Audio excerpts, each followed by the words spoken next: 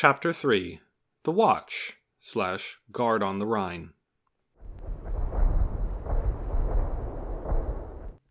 The Rhine Front. The sky over the Rhine Front. Among the mages soaring through it is Magic Second Lieutenant Tanya de Gurachov. If anything separates her from the others, it's that she's been ordered to fly solo. Why was I given such orders? Because the higher-ups are idiots. And so I'm flying around the front lines alone. The whole sad story of how I was sent here can be told in 3 sentences. Perhaps this is unexpected for the Empire. But as someone hastily selected for deployment due to the higher-ups' lack of foresight, I can't really let it go as simply an unanticipated turn of events. I've learned from my experience against the Entente Alliance on the Northern Front that there's no cover in the sky. Clouds are about the closest thing you can get. And as for defense, mages are lucky they're tough. But just because I'm resilient doesn't mean I'm immortal. If someone asks me to stand in front of a high-penetration sniper rifle or a machine gun with a caliber that breaks the scale, my answer will be a flat no. Solo assignments are worse for mages than any other branch of the military. Nevertheless, the brass ordered Tanya to fly alone in hopes of drawing out a strategic delay. How can a lowly second lieutenant possibly dodge the order? All I can do is adhere to my employer's regulations like a salaryman. I want to weep for the lack of such a noble concept, a soldier's right to refuse. As for my aerial combat maneuvers, my diligent training in the academy earned me the ACM skill badge. Whining that I can't fly isn't a valid tactic at this point. And so, no matter how loath she was to go, Tanya nevertheless scrambled to fly ahead of the land forces. She would serve as the airborne early warning and a scout for the forward warning line. Western Army Group's control center gave her the call sign Hawkeye. It was certainly preferable to Fairy. Hawkeye 03 to command post. Please respond. Hawkeye 03 is my temporary call sign as a member of the early warning team. With eyes like a hawk, my job is to fly ahead and search for enemies and notify the advancing troops if I find any. Other than that, I'm supposed to maintain a fixed distance from the approaching enemy and continue gathering intelligence. Depending on the situation, my duties might eventually include taking on the role of forward air controller to guide direct support groups. Unfortunately, though, I have to admit this job is tougher than I thought it would be. I didn't realize I'd have to work so hard just to contact the controller of the area I've been assigned to. Hawkeye 03 to command post. Please respond. Ever since the surprise attack, radio communications have been growing more and more chaotic.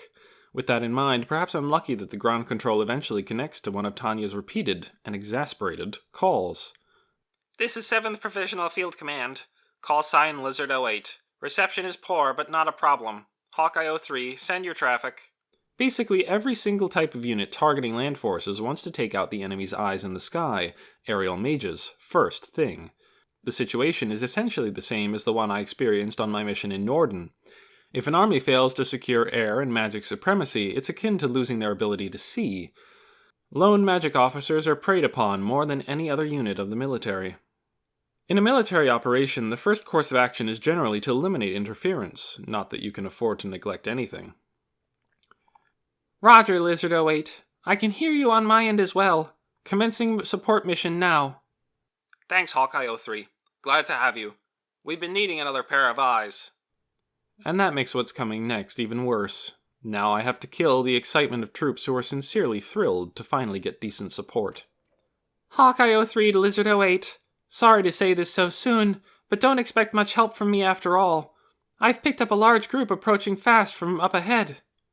As a solo mage under enemy assault, it's out of my hands. If I get attacked the moment I arrive, then I have to defend myself before I can provide intelligence support. Personally speaking, Tanya feels no desire to take pointless risks out of some desire to sacrifice herself for the greater good. She focuses as much as she possibly can on ensuring her safety. Anyway, if it's necessary to fly solo, then the moment enemy detection is confirmed, fleeing becomes the name of the game. So, although I hate to draw attention, I gain altitude using the power of the Type 95 computation orb, which has been issued to me for field tests. As always, I take advantage of my acceleration abilities and ascend to a certain point, where I can quickly dart up and out of range of any hostile enemy aircraft sent after me.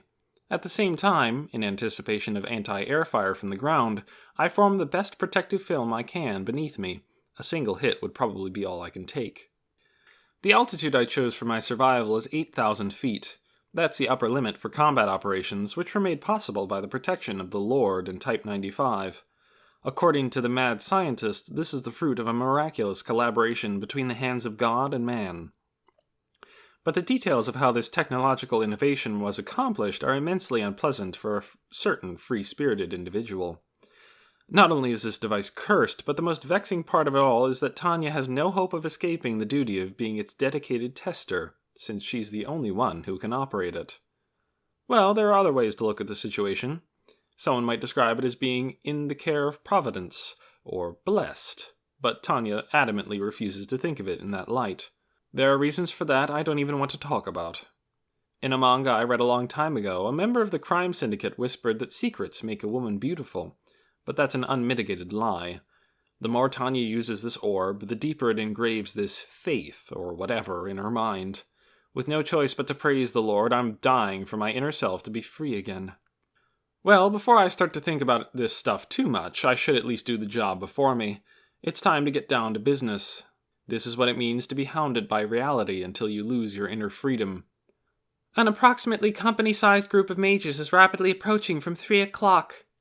Tanya conveys what she can observe of the enemy to ground control as she gains altitude, all the while grinding her teeth and vehemently cursing the ineptitude of the higher-ups in her head. Tanya was out here with a target on her back due to the failure to notice the Francois Republic attack coming from the west. Their gravest error was committing forces to trample the Entente Alliance in earnest. They had faithfully followed the theories of force concentration, pursuing battle in their desire for ever greater military achievement. Some even had delusions of annexation, it seemed. Thanks to that, they left their own country unguarded, stupidly inviting an invasion from the west. I can't help but laugh. Normally, according to the Empire's defense plan, it's fine for the North to just focus on delaying operations. The Northern Army Group is responsible for the Northeastern Front. Lately, there's been an argument that they should support the Eastern Army Group against the Empire's primary potential enemy, the Federation. If each individual army group was prioritizing defense, reinforcements would only be sporadically available, and they would have no hope of achieving total victory. As such, the General Staff had apparently schemed to take advantage of the unanticipated large-scale invasion and cut down the Entente Alliance with a single stroke by mobilizing reserves on a grand scale. Mobilizing so many troops, however, rapidly altered the situation. The art of war is of vital importance to the state, but the Empire's foolhardy mobilization showed poor judgment at a time when establishing national strategy called for caution. Whether it liked it or not, its actions had provoked the surrounding countries. In the same way, the Empire hoped to proactively take out the Entente Alliance to gain future national defense advantages. The Francois Republic decided to take advantage of the opening and launch a preemptive strike of its own. Only an idiot could say they didn't see it coming. To the Empire, the mobilization was surely meant to address the problems between it and the Entente Alliance. The neighboring nations are nervous about the Empire's ever-present interest in increasing its military might, however, and consider the prospect of a break in the encirclement terrifying. Not to mention that the Francois Republic to the west is unable to overlook the Empire's overall goal. The long, smoldering border disputes and territorial issues between the two have erupted into localized wars on multiple occasions in the past. The chains binding the cornered empire are beginning to loosen, and what if the master isn't home because he's out trying to pry them off? Fully aware of the gap between its own military strength and that of its potential enemy, the Francois Republic believed that it could not miss this opportunity. Ironically, it did the exact opposite of the Empire, with its huge debate about whether or not to break from the existing military strategy. In the Francois Republic, they had no choice but to go on the offensive to ensure the effectiveness of their own strategy. I've also got a battalion-sized ground unit at 1 o'clock. Also, multiple unidentified aircraft are approaching fast. That's how Tanya has ended up flying, forced to use this new orb she doesn't even want, while facing swarms of incoming hostile mages. Lizard 08, roger. Take immediate evasive action. The relationship between the Empire and the Francois Republic is such that they both have a fairly good idea of the cards in each other's hand. Naturally, the Francois Republic can predict that the Empire will confront the encirclement via interior lines. As a result, its defense strategy focuses tightly on how to defeat the interior line strategy of its potential enemy.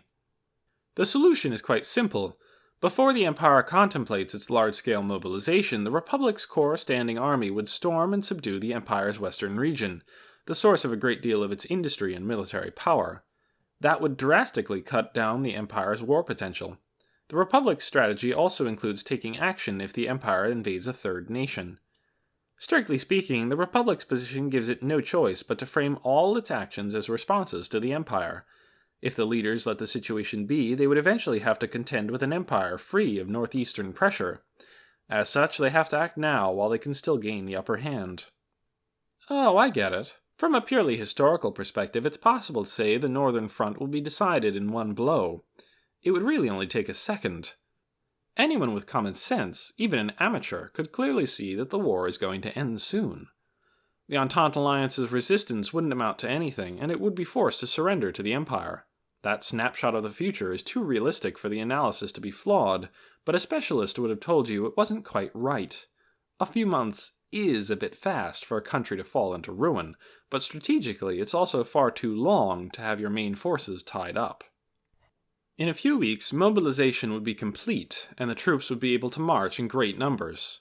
Under those circumstances, an offensive would become a seductive option for the Francois Republic. It's akin to the Empire's conviction that it could use the Northern Theater to break the fetters that had kept it bound to their defensive policy for years.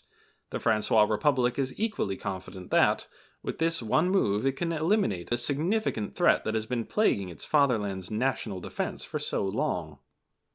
The Empire is prioritizing victory in the Northern Theater. In other words, the higher-ups are insisting this is a strategic decision. Really, they either foolishly failed to foresee this scenario, or it did occur to them and they underestimated the probability. The war has been recklessly directed in the first place. The stupid radio stations and newspapers were celebrating the sweeping victory on the Northern Theater with dreck like, "This is the Empire's secret plan to avoid a multi-front war, and the roar of the artillery heralds the birth of a new order." And now, thanks to the sudden attack, they're slinging daily propaganda about the diabolical Francois Republic. But the people on the front lines don't care about propaganda. That's only good for making jokes about the brass to kill time in the trenches. They want to yell, "If you can afford to broadcast propaganda all the way to the front, get more men and supplies over here." They're the ones in trouble if the higher-ups keep arguing about causes and ideals instead of facing reality. "It looks like the Vanguard mages have spotted me. They're still coming up fast." Reality is cruel, but also simple. The forces in the Western Theater are basically a punching bag until the main forces return. The Empire has reached the limit of its resources. The proof is the special deployment of the instructor squad from the forces at home, and the evaluation unit that assesses the practicality of pre-production models.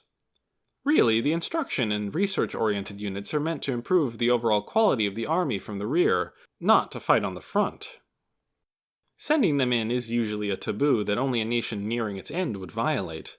Of course, these units are universally skilled, which makes them great problem solvers. And that's why, with the nation in a panic over the unexpected development, Tanya got thrown from a home front research lab to the front lines. "Lizard 08 to Hawkeye 03. We'll send reinforcements immediately." "Hawkeye 03 to Lizard 08. I'd appreciate it, but I won't hold my breath." Tanya acknowledges as she promptly begins to withdraw. She's allowed to run this time. No need to tough it out. "Leaving this airspace." "Hawkeye 03, good luck." Out on the battlefield, incoming reinforcements might seem like a ray of hope, but I know all too well from both personal experience and history that more often than not, they don't make it in time. It's the epitome of stupidity to count on unreliable backup and risk one's life with wishful thinking, so I give my undivided attention to retreating. "Hawkeye 03, roger." The hand I have been dealt is discouraging, but I know I need to confront reality, even if it makes me reluctant enough to pull a face. The impatience and conflict in Tanya's blue eyes resemble that of a philosopher yearning to explore the wisdom of mankind. The groan that slips from her adorable mouth in that immature voice, her indignation at the unfairness of the situation, embodies the innocence of a child. Tanya Degorachev's worries are quite simple. She's angry that the duties dumped on her exceed her pay grade, and distressed by her evil workplace that fails to comply with safety regulations. She would accept the existence of unions, and she wishes with all her heart for the creation of labor laws. Part of the issue is my personal conflict with the Army's goal-oriented rationale.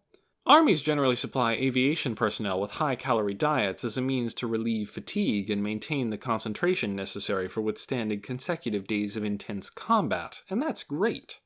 In the Empire, too, mages and pilots have to be provided high-calorie diets. But I'm not so sure I want them to make me take Pervitin, and hesitant doesn't even begin to describe how I feel about my orb as a trump card. The fruit of the collaboration between Being X and the mad scientist could poison my sharp mind in a manner far more insidious than a drug. Really, I should have gotten rid of it. That's how desperately I don't want to use Type 95. I really hate the idea of relying on that damned computation orb steeped in the grace of God. But what if I need it to survive? Truly the ultimate choice.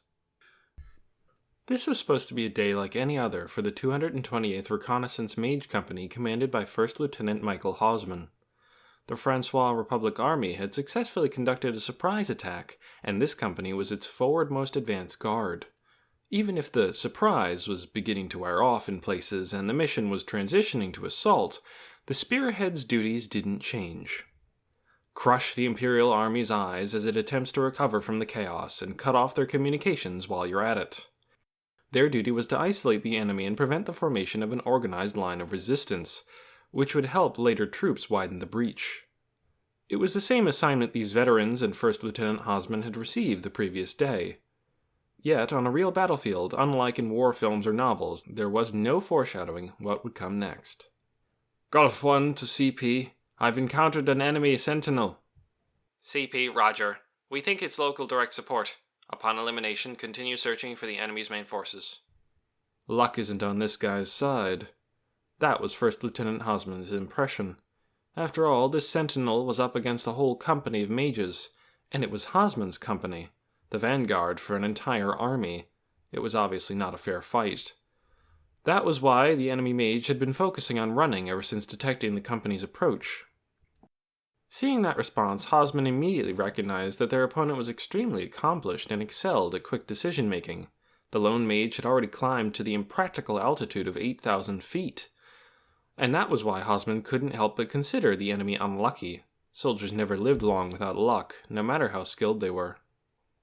Golf 1, roger. But that mage sure was bold, climbing up to the 8,000. Nobody could last long up there, but it was their only avenue of escape in the face of a whole company. Hausman was also perfectly aware of that fact. To shake off pursuit in a confrontation like this, their opponent's only options were to flee where hunters would be hesitant to follow, or to fly erratically low to the ground and trust everything to fate. Units advancing over long distances were usually loath to expend the energy necessary to climb that high, so the Sentinel had assumed they would avoid that option. Not bad. Only little kids can get away with crying, "It's too high! I can't reach! Let's get to work, men!" They couldn't very well let an enemy mage escape to fight another day. Considering their mission, there was no way they were backing down. Everybody got that? Okay, Platoon Mike will eliminate the Sentinel. Everyone else is conducting recon in force with me. We're gonna bust right through. With the Empire's warning lines spread so thin, the Republic had a good chance of victory. That was the guiding light for everyone participating in the operation, regardless of rank. They couldn't waste time on a provisional defense line when the main enemy forces could return. That was why the reconnaissance mage units were crucial to disrupt the enemy lines. They would start with the usual recon in force, which entailed initiating contact with the enemy to gather intelligence. But they were then expected to also create openings to break through. Knowing that Republic victory rested on their shoulders, they were determined not to get routed. Wilco, we'll catch up with them right quick. After the platoon leader's acknowledgement, Platoon Mike climbed rapidly. Naturally, operating at 8,000 feet would be exhausting even for the Republic's elites. Standard combat altitude was 4,000, though if they really pushed it, they could tolerate 6,000. In a sense, their enemy was doubly clever for choosing 8,000. First, the chase would exhaust Platoon Mike, reducing the overall strength of the recon in force mission to 2 platoons.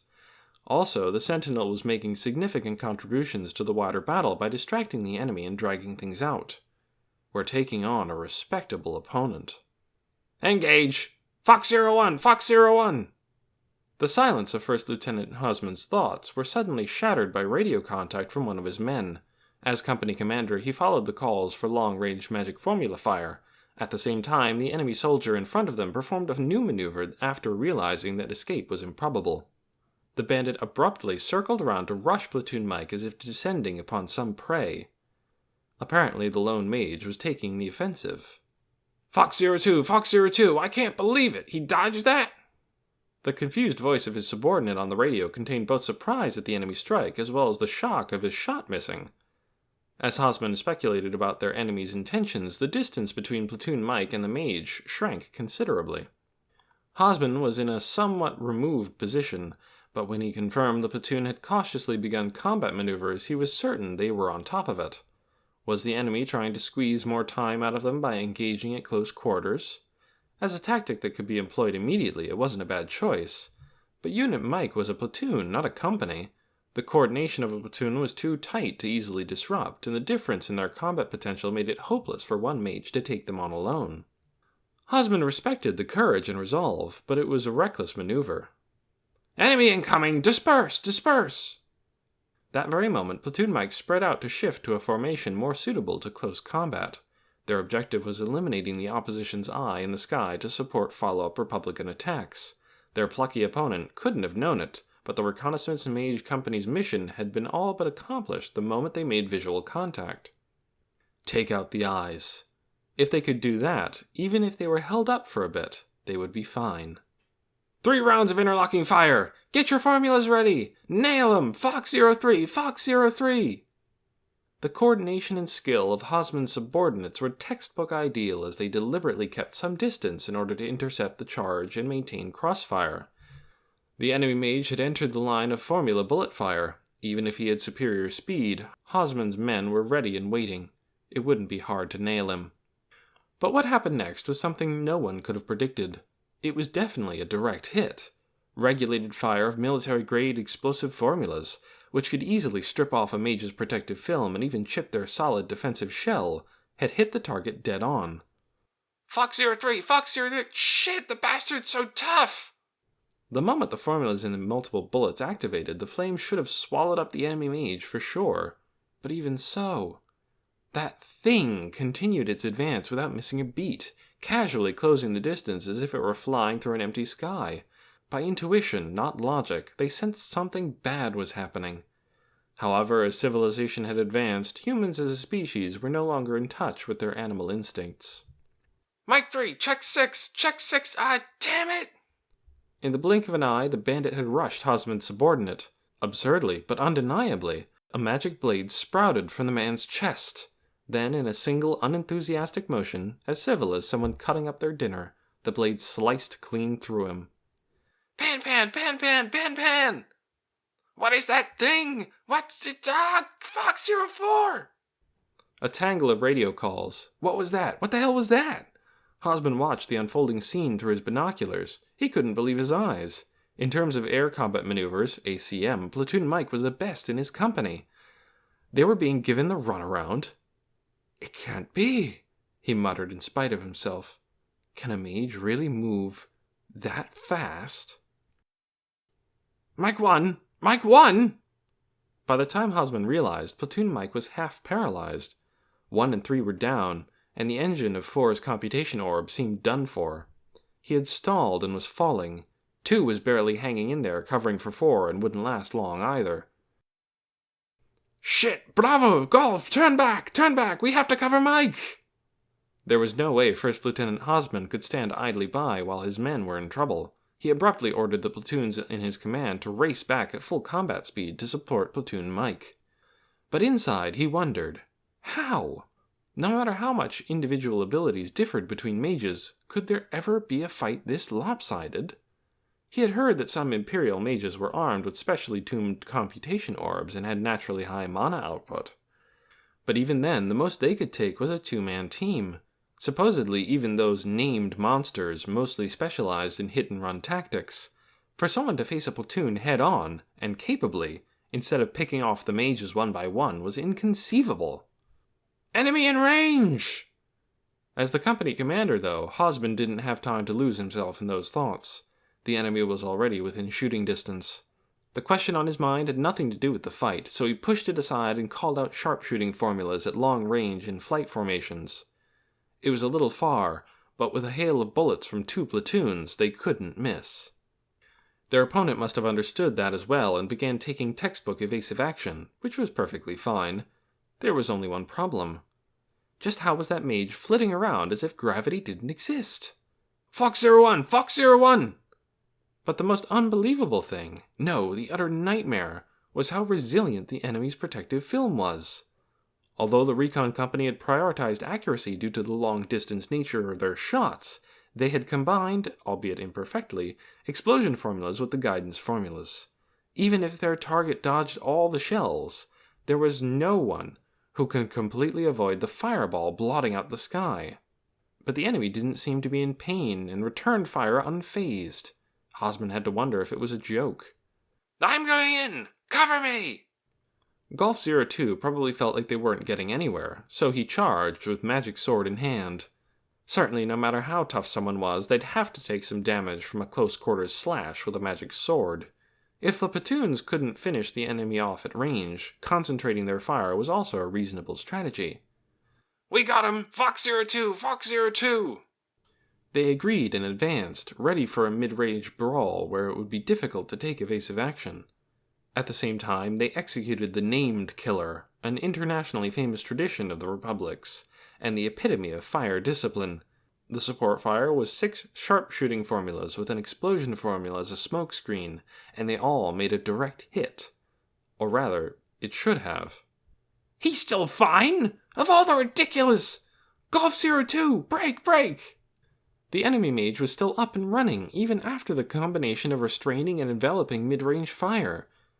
Those sharpshooting formulas can pierce subpar defensive shells easily. How can anyone still fly after that? Though he could hardly take it all in at once, he didn't have time to ponder the question. As for Golf 02, who had tried to charge in close, he just barely managed to escape the tiger's jaws thanks to Mike 02's cover fire. Then the enemy mage shot through 2 protective films like they were nothing and took the men out of the fight. It's a trap! You piece of shit! Hosman had been had. He didn't like it, but he knew it was the truth. Evading by climbing to 8,000 feet was a trick to divide our forces. Common sense says combat maneuvers are impossible at 8,000, but that's been proven false. We walked right into this. My men are being taken out one after the other, and it's all my fault. Chewing his lower lip, he was having trouble swallowing his fury at the deaths of his subordinates, but he understood the situation they were in. They had encountered a monster, an unknown named. Mayday! Mayday! Mayday! We've encountered a new type of enemy! Shit, and they said this would be easy. Golf 01 to CP. This is an emergency. Tally 1 unknown named. Requesting reinforcements and permission to RTB.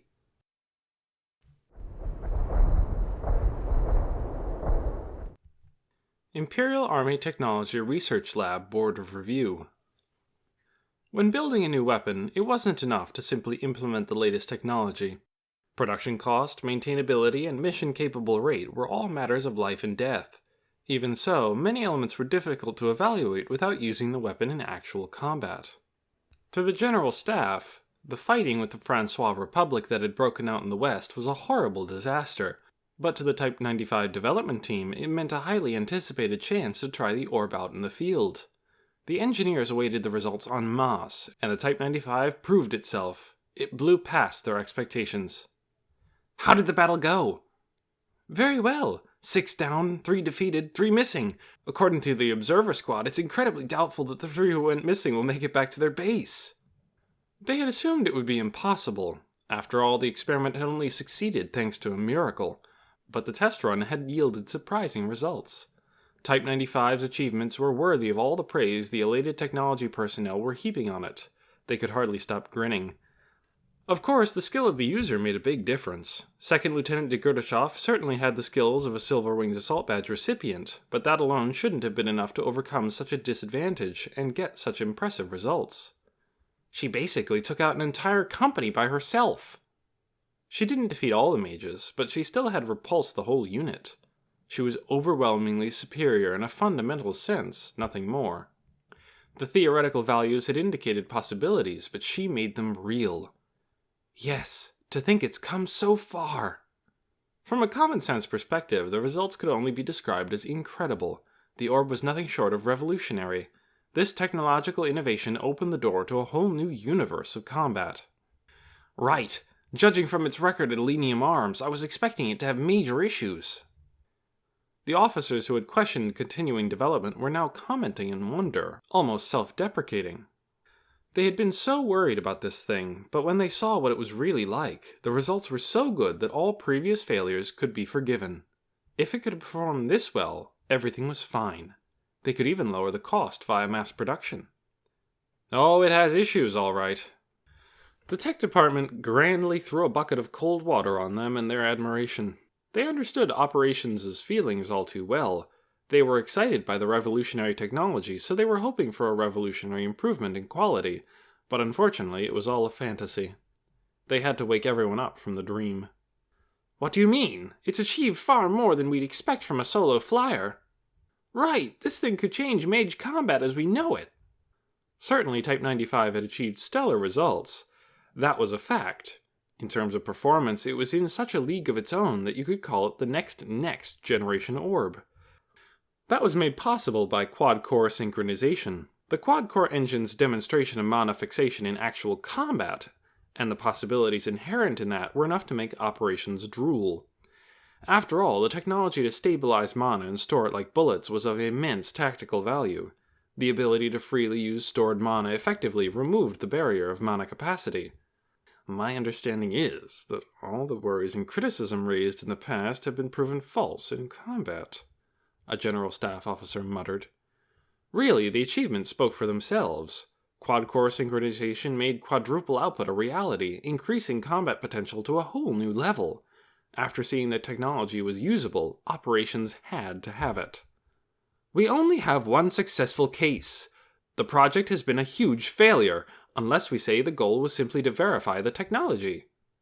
But engineers didn't deploy Type 95 in order to convince the army to adopt it. They just wanted to see what kinds of issues would come up in actual field use. So when war broke out in the West, they sent it to the front. They had focused on the tech and never even considered mass-producing it. What happened in the other cases? The most successful case was also the only successful case. If anyone asked about the prospect of mass production, they would have to raise doubts as to whether they could reproduce their success. Users of mage technology were already a chosen few, but even then, an orb with only one successful operator couldn't have much chance for mass production as a weapon. In one of the worst tests, there was an explosion in the lab and we lost a whole platoon. The things were constantly blowing up. One defective circuit would cause them to self-destruct. If someone could manage to coat the orb with mana, it could take a beating, according to the actual combat trials. However, the success rate of that critical step was hopelessly low. The worst accident had occurred during a synchronization failure. 4 times the usual mana had detonated and blown away the platoon doing the testing. A group of elites, including instructors from Central and members of the Advanced Technology Inspection Corps. But it can shoot bursts of mana, right? That's too appealing to give up on. The only one who can use it is Lieutenant Degurachov. The best anyone else has managed is not getting blown up. As developers and engineers, they were ethically bound to push back. Even the engineers who had requested to continue research had only cared about the technological revolution. After their impulsively inquisitive minds had been inspired, Chief Engineer von Schugel and his team had spent their days focused only on testing the limits of what was possible. But when they took a moment to think calmly, they were the ones who best understood the orb's dangers and difficulties. Of course they understood. They built the thing. But you have one successful case, right? Can't you just replicate it? I told you, we nearly lost Elenium Arms. Even the successful case of Lieutenant Degurachov was a total fluke, though I shouldn't be saying that as an engineer. We still don't even really know how it happened. Analysis of observed values made it clear that mana fixation via quad-core synchronization was more dangerous than anyone had imagined. The experiment was a miraculous success, but they had measured enough mana to know that if the test had failed, the entire Elenium Arms factory would have been blown to bits. It was obvious to anyone with a modicum of sense that they couldn't afford to repeatedly fail an experiment that would cause destruction on that scale. A fluke? Just when a runaway mana reaction was about to melt the cores, the interference waves harmonized, and moments away from liquefaction, the cores synchronized. For the engineers, it was a frustrating result. They didn't know how, but they had managed to succeed. By some fantastic stroke of luck, the uncontrollable mana had just happened to straighten itself out. That was as far as they could grasp. Even if they wanted to verify the results further, all they could tell was that it was a coincidence. You could propose that it might be possible to duplicate the results if they lost control of the mana and then adjusted accordingly, but that was a conclusion. It was impossible to make conclusions about these results. They simply couldn't be duplicated. This was like seeing a lightning strike that just happened to carve a splendid sculpture and then trying to recreate it with human hands. So the rampaging mana stabilized itself. Basically, it was a miraculous coincidence. The fact that Chief Engineer Shugel noted in the experiment report, "We owe our success to the power of God," showed the extent of that miracle. Something that was by all rights impossible had occurred, and it just happened to do so, beyond the reach of human understanding. Even Chief Engineer Shugel, who created Type 95, had given up on continuing development, saying, "Going any further would be blasphemy, an insolent act in defiance of God." Even the hardcore techies concluded that you probably had to be chosen by God or something to use that computation orb, which goes to show how hard it had to be. So what does that mean? We're currently using something we don't understand without understanding it, and it hasn't been easy. In other words, that was about all they knew. Whether unraveling the principle behind the orb or reproducing it, a vast amount of time and effort would be required, and on top of that, their probability of success wasn't worth betting on no matter how they calculated it. It might be better to just glorify Lieutenant Degurachov as a hero. I agree. That could help us out in a bigger way. Fortunately, Second Lieutenant Degurachov had earned her Silver Wings Assault Badge at quite a young, frankly tender, age. Praising her abilities for publicity would be much easier than trying to show off the flawed orb.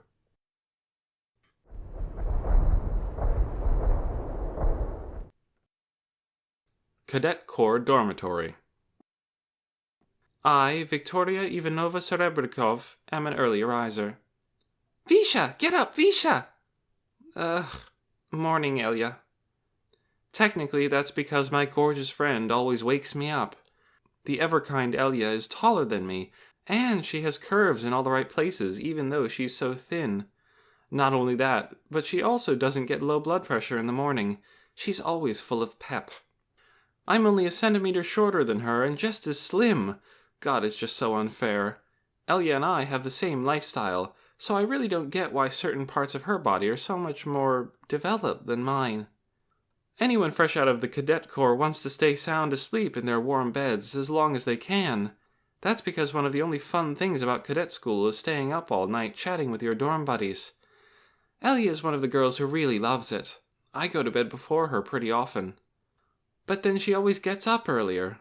How does that make sense? I guess it's just one of those differences between people. I can't do anything about it no matter how hard I try. I probably sound like I hate my good-natured friend, but really I don't. In general, joining the Cadet Corps is voluntary, but anyone eligible to become a mage is basically forced to enlist and thrown into the fray. So this unlucky cadet was bound by the strictest rules and continually chewed out by the demon drill sergeants. Of course, I blamed God at the time, but I couldn't stay mad when I'd met such a great friend. Sadly, my time with my good Betty is scheduled to end today. It hasn't sunk in yet, but today we'll be assigned to our respective combat units. I hope we end up together, but that's probably too much to hope for. It's less like we're wearing our uniforms and more like our uniforms are wearing us. But we're still real soldiers. For whatever reason, fate gave us magical potential. And so we've become Imperial Army mages, pride of the Reich. Well, technically we're newbies. Before I knew it, I was tossed into the dormitory of the Western Army Group as a reinforcement for the Rhine front. My duty as a soldier is to serve indefatigably in the West as a shield for the beloved fatherland at this critical juncture. or something. I'm an imperial subject too, I guess, so I do think maybe I should fight for my great country, but it doesn't feel quite right. Maybe that's only natural since I was born in lovely snow-white Moskva. Well, the hazy remnants of my memory are just a torrent of red, which isn't very fun. My parents turned to relatives for help. We thankfully managed to escape the country, and that's my story. I was too young to really remember much, but I might be lacking qualifications compared to imperial soldiers actually born here. That said, I'm so grateful to my aunt and uncle for taking me in.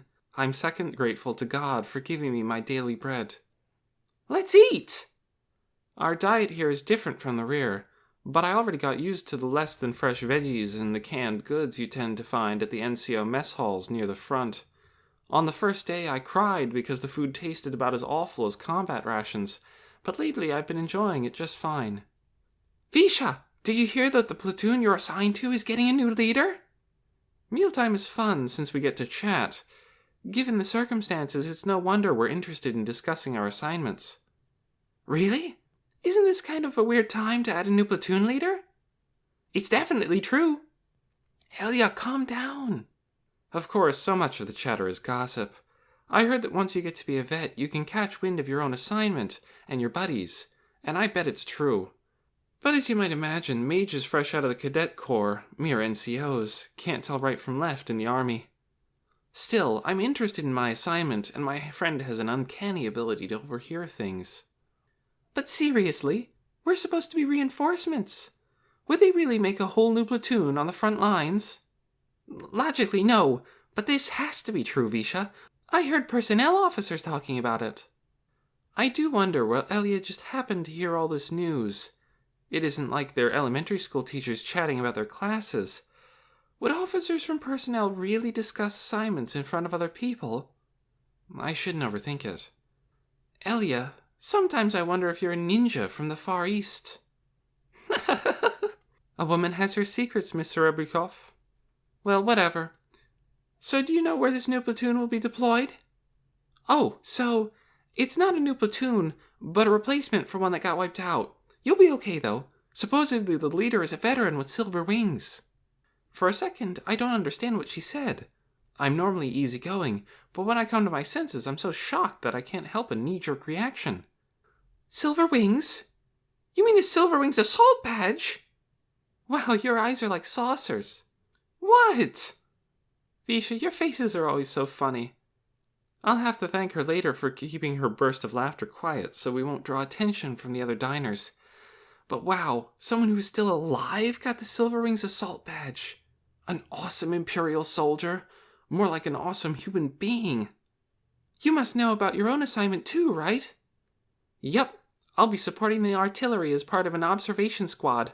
Of course I'll be making tea in the back.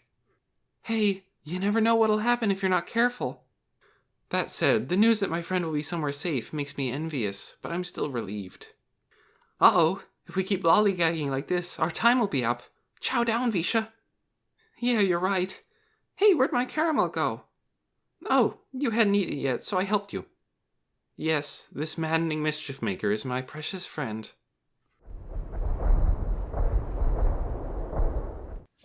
A few days earlier, Imperial Capital. Reassignment? I'm being transferred away from the Technology Research Department and from being treated like a guinea pig as the dedicated tester of the Type 95 computation orb. Magic Second Lieutenant Tanya Degurachov has longed for this notice, waiting out days that felt like years, and is pleased as punch to accept. Her application must have finally been approved. My mind will be freed. I'll leave this place and head to the new posting immediately. Yes, a reassignment. Guess the brass isn't about to let an ace just hang around. You're going to be the leader of the 3rd platoon in the 205th Assault Mage Company. Considering resources are so low that even the instructor unit has to join the battle, there's nothing I can do about ending up on the front lines. Actually, as someone fresh out of the academy, leading a platoon, even in the thick of battle, is much better than getting abused as a guinea pig. Finally, I'll apparently have subordinates. Now I can delegate tasks I would have had to handle alone in the past. And in the worst-case scenario, although I'd lose favor with the higher-ups, Using them as human shields is a possibility. I mostly hope they aren't incompetent, but either way, this is cause for celebration. And congratulations, Lieutenant. It's not much compared to the Silver Wings, but in recognition of your recent achievements, we have decided to award you the Aerial Assault Badge. Thank you, sir. Tanya gives a cheerful salute and a smile that makes her look like the little girl she is. In high spirits, I return to the dormitory and set about packing luggage. Of course, soldiers don't have many personal belongings to begin with. Even though she's biologically female, Tanya feels that clean and neat is good enough for clothes. In fact, her uniforms are the only clothing she has. Since none of the existing sizes fit, she just has to apply for a clothing allowance and get them made to order. It takes less than an hour to pack my officer travel bag. I briskly tell the manager of the dormitory, where I was staying during my temporary assignment, about the transfer, show him my orders, and thank him for taking care of me while I lived there. With that, my moving preparations are complete. Then I head straight for my designated unit. These are frontline orders. They require me to forego annoying social obligations like farewell parties and take up my position as quickly as possible. Hence, after receiving permission to fly from the Air Defense Identification Zone, I immediately take my bag and race across the sky towards the assigned rendezvous point. Fortunately, though the Army is facing a crisis, this is still only moving between bases in the rear. The short flight ends without incident, and less than 2 hours after my departure, I arrive and present myself to my new company commander. Magic Second Lieutenant Tanya Degurachov, leader of the 3rd Platoon of the 205th Assault Mage Company, reporting for duty. Thanks for coming, Lieutenant. First, allow me to welcome you. I am Company Commander, 1st Lieutenant Ilin Shwarpkov. He confirms that I've arrived as ordered and completes the assignment procedures as he welcomes me. While keeping things businesslike and adherence to military regulations, we casually appraise each other. We're both soldiers, and soldiers don't get to choose their allies. Thus, it's logical to assume that they won't last long on the battlefield if they don't at least get to know each other. Commander Shwarpkov, sir, pleased to be serving under you. Great. Let's get to it, Lieutenant Degurachov. Do you have any experience leading a platoon? One thing that makes Tanya happy at a glance is that her commanding officer appears to be an extremely orthodox mage. He is a 1st lieutenant. Judging from his age, he has probably served a decent amount of time. And from the medals he's wearing, it's easy to gather that he has a wealth of combat experience. The decorations commending his participation in several minor conflicts especially provide a certain level of assurance.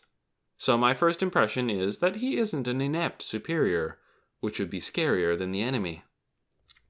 Since I can't choose my commanding officer, if he ends up being like the legendary soldier who ruined the Burma Impal front, I may decide to take action and mourn in the ensuing unfortunate accident. This will be my first time, sir. Shwarpkov is also observing Degurachov. He can't deny being a bit puzzled to see a little girl appear before his desk in the company command office. All he has heard from above is that they would send him a mage from an instructor unit at Central, who has combat experience on the Northern Front. Shwarpkov figured they would give him a seasoned veteran. It's safe to assume that a 2nd lieutenant from an instructor unit would have worked up from non-commissioned officer status, and a veteran should be reliable in any situation. Plus, as a recipient of the Silver Wings Assault Badge, whoever the brass sent would have to be a capable soldier with a wealth of combat experience. That's why when Shwarpkov laid eyes on this kid younger than his daughter announcing her arrival with a perfect salute, he wonders what he'll do with the difficult platoon. His original intent to give her the command had relied on his expectation that she would be a veteran. Lieutenant, I'll be frank. If the records don't lie, and there isn't any mistake, the 2nd lieutenant waiting at attention for him to speak is a significant asset who has splendidly distinguished herself in battle, and she has been dispatched to deal with the worsening situation on the Western Front. But being a great athlete is different from being a great coach, and Shwarpkov fears this situation is similar. The 205th Assault Mage Company is meant to have 3 platoons, but during the early days of the war our numbers dropped to less than 2, and we've been operating undermanned ever since. To replace the lost men, a new platoon leader and fresh members have been assigned to the company. Shwarpkov knows he can't complain, even if every member of the platoon is a raw recruit, but that's precisely why he hoped the leader would be an experienced veteran. Can you command a platoon of recruits straight out of the cadet corps?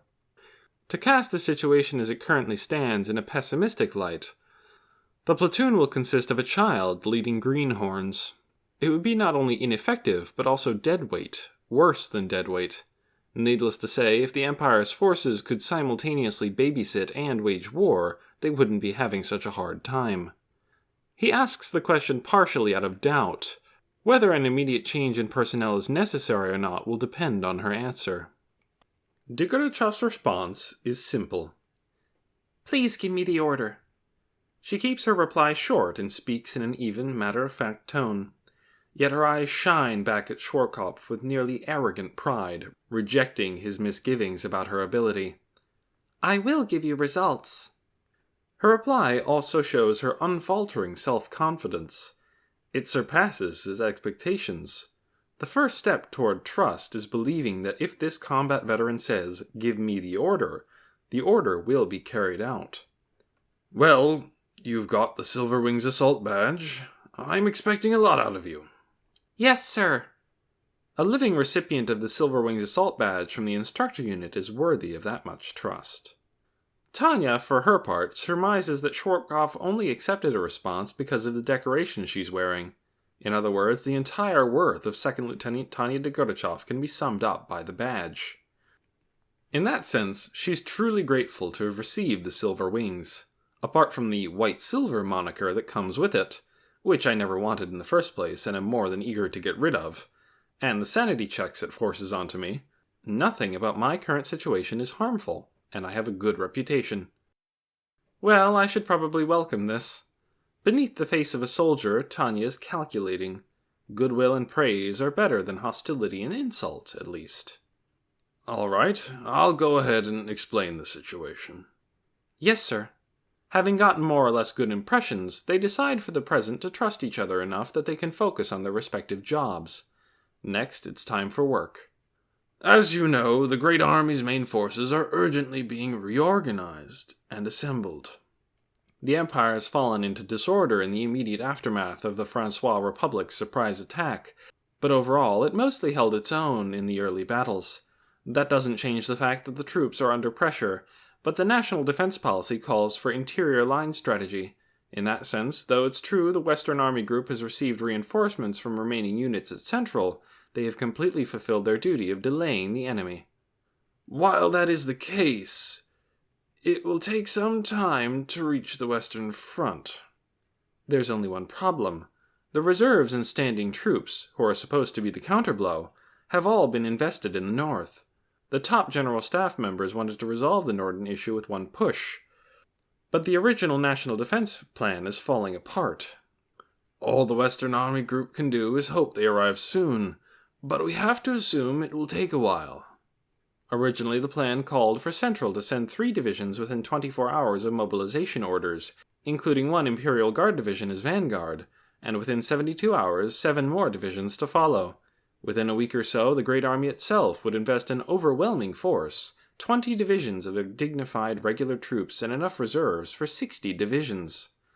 That's why the Western Army Group never imagined a need to slow down the enemy on their own for a month. And of course, since they don't have the reinforcements from the plan, even if they only fight to delay, they'll have to do it in a way that minimizes their casualties. The only plan the Western Army Group has prepared is a defensive battle limited to large-scale resistance. The General Staff forgot that while investing their great army in Norden, and the price has been higher than anyone imagined. The fact that the higher-ups have mobilized the instructor unit in an attempt to establish Western defenses shows how panicked they are. They even sent out Type 95, a military secret that wasn't supposed to leave the lab, under the pretext of continued evaluation with Tanya. Really, they just wanted the muscle. Perhaps the rapidly changing war situation gave them no choice, but if they're in so much turmoil they can't prioritize confidentiality, there's no way they can carry out the defense plan as it was envisioned. The Great Army, the main Imperial attacking force, was deployed to the north in its entirety due to an error in strategic judgment. Even if it only took a short time to reorganize and redeploy the troops, that was far too long from a military perspective. How is assembling the Great Army going? It's obvious that their difficulties stem from the lack of a plan for this unforeseen need to deploy troops. Even a minutely calculated operation is difficult to execute without hitches, so handling this situation off the cuff seems nigh impossible. Inevitably, the current pace of assembly is not ideal. In this situation, the delay of reinforcements and ensuing impact on the front are matters of life and death for the Western Army Group, as well as critical concerns for the Imperial soldiers who have to suffer the brunt of the attack before the Great Army arrives. Not good. They're short on vehicles in the north, so they need about 2 weeks to redeploy the units to the west. Shortkoff seems to doubt they'll really be only 2 weeks late. Experience has taught him that HQ always gives optimistic estimates when it comes to the number of reinforcements and their arrival time. Redeployment sounds simple enough, but it involves more than just reorganizing the units and setting up a new chain of command. The units need to be replenished and resupplied before they can go anywhere. It's no easy feat. Just transporting an army consumes resources, not only fuel and supplies, but also intangibles, such as soldiers' energy. That's why Tanya isn't surprised when her superior matter-of-factly explains, "We've given up on delaying along the western line. We're switching to mobile defense." Once you determine that buying time won't cut it, adopting a mobile defense strategy is a natural step. Normally, you would base the troops in rear locations that are reinforced against long-distance enemy artillery and use the distance you withdrew during the delaying battle for defense in depth. "Lieutenant, I doubt I need to say this to you, but this is a classic example of something easier said than done." Yes, sir. Understood. The original interior line strategy calls for the defensive line to obstruct the enemy's advance and for the Great Army reinforcements to surround and annihilate the forces that have penetrated too deeply into Imperial territory. But that line has already collapsed, and now they're fighting a defensive battle on thin ice, which is not much fun at all. Probably the only enjoyable defensive battle would have been the one fought behind the famous Maginot Line, perfect for shut-ins. Note 12. Maginot Line. France put a significant amount of money into its defense budget, 3.3 billion francs in the year 1930, to construct this defensive line. The sad thing was that Germany went around it, so the units holding it were unable to participate in the war in a meaningful way. Though they did a bang-up job securing the Maginot Line, the enemy chose to go through the Ardennes and Low Countries to wallop them. What a pitiful fort. It's a classic example of how even a great idea needs great execution to be any good. End note. You could have just holed up in there and wait for the war to end. To Tanya, this is a problem that goes deeper than a strategic level failure. If you're planning on fighting using attritional containment tactics, then it should probably have dawned on you to tighten up your border with forts instead of going for a strategy that will fail before the fighting even starts. If command actually assumed that the Francois Republic would be content to overlook the threat of their exterior line strategy collapsing upon the defeat of the Entente Alliance, that naivete would leave Tanya dumbstruck. Lower-ranking soldiers like Tanya and Shortkoff are stuck paying the price of that miscalculation in blood, which is something they can't tolerate. We are soldiers. If the brass tells us to do something, we do it. A patriot might argue that the nation's leading strategists work against the country by dint of their incompetence. Tanya doesn't house even the slightest intention of dying for the Empire. I always have to make exemplary remarks that go against what I truly feel, acting out the expected role to help myself succeed. To that end, I would even give a Tsugane-esque speech, though I despise his incompetence. Note 13. Tsugane-esque. In Japanese, Tsujinkyu, a joke about the awful tactical planner Masanobu Tsuji. It's used for people who are only halfway competent. Due to his ability to take action and his, for better or worse, inflated pride, in a nutshell, he was toxic. His collection of arbitrary actions teaches us how important discipline is in military units. Even so, he was never punished and actually rose in rank. The world is full of injustice. End note. If it came down to it, I would even shout, "Patriotism is not a crime!" I can blather about those things as naturally as breathing, and that plus Tanya's doll-like appearance is enough to suggest my patriotism to anyone listening. Most importantly, the majority of soldiers detest the idealists, throwing around words like patriotism and brave loyalty in the rear. But to them, the sentiment of loving one's country is sacred. Combat veterans who earned their praise in the field swear to defend their country. In extreme conditions, they treat that vow as a declaration of faith. Quite right, Lieutenant Degorbachev. Thus, the model Imperial soldier is one who indifferently completes their missions in adherence to mission-oriented war doctrine, and those qualities are praised. Good. Back on the topic at hand, then. Yes, sir. He must at least be able to tell that I'm not inept. With a deep sense of satisfaction, Schwarzkopf is able to relax a bit. The situation is unpleasant, to be sure, but here is a good asset.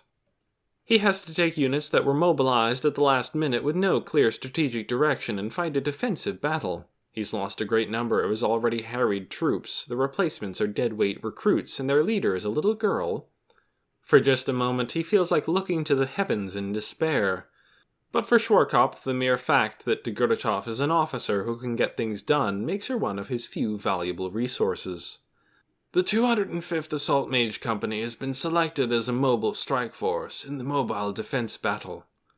Schwarzkopf and his company's skilled fighting and finesse during the initial battles have landed them on the mobile strike duty.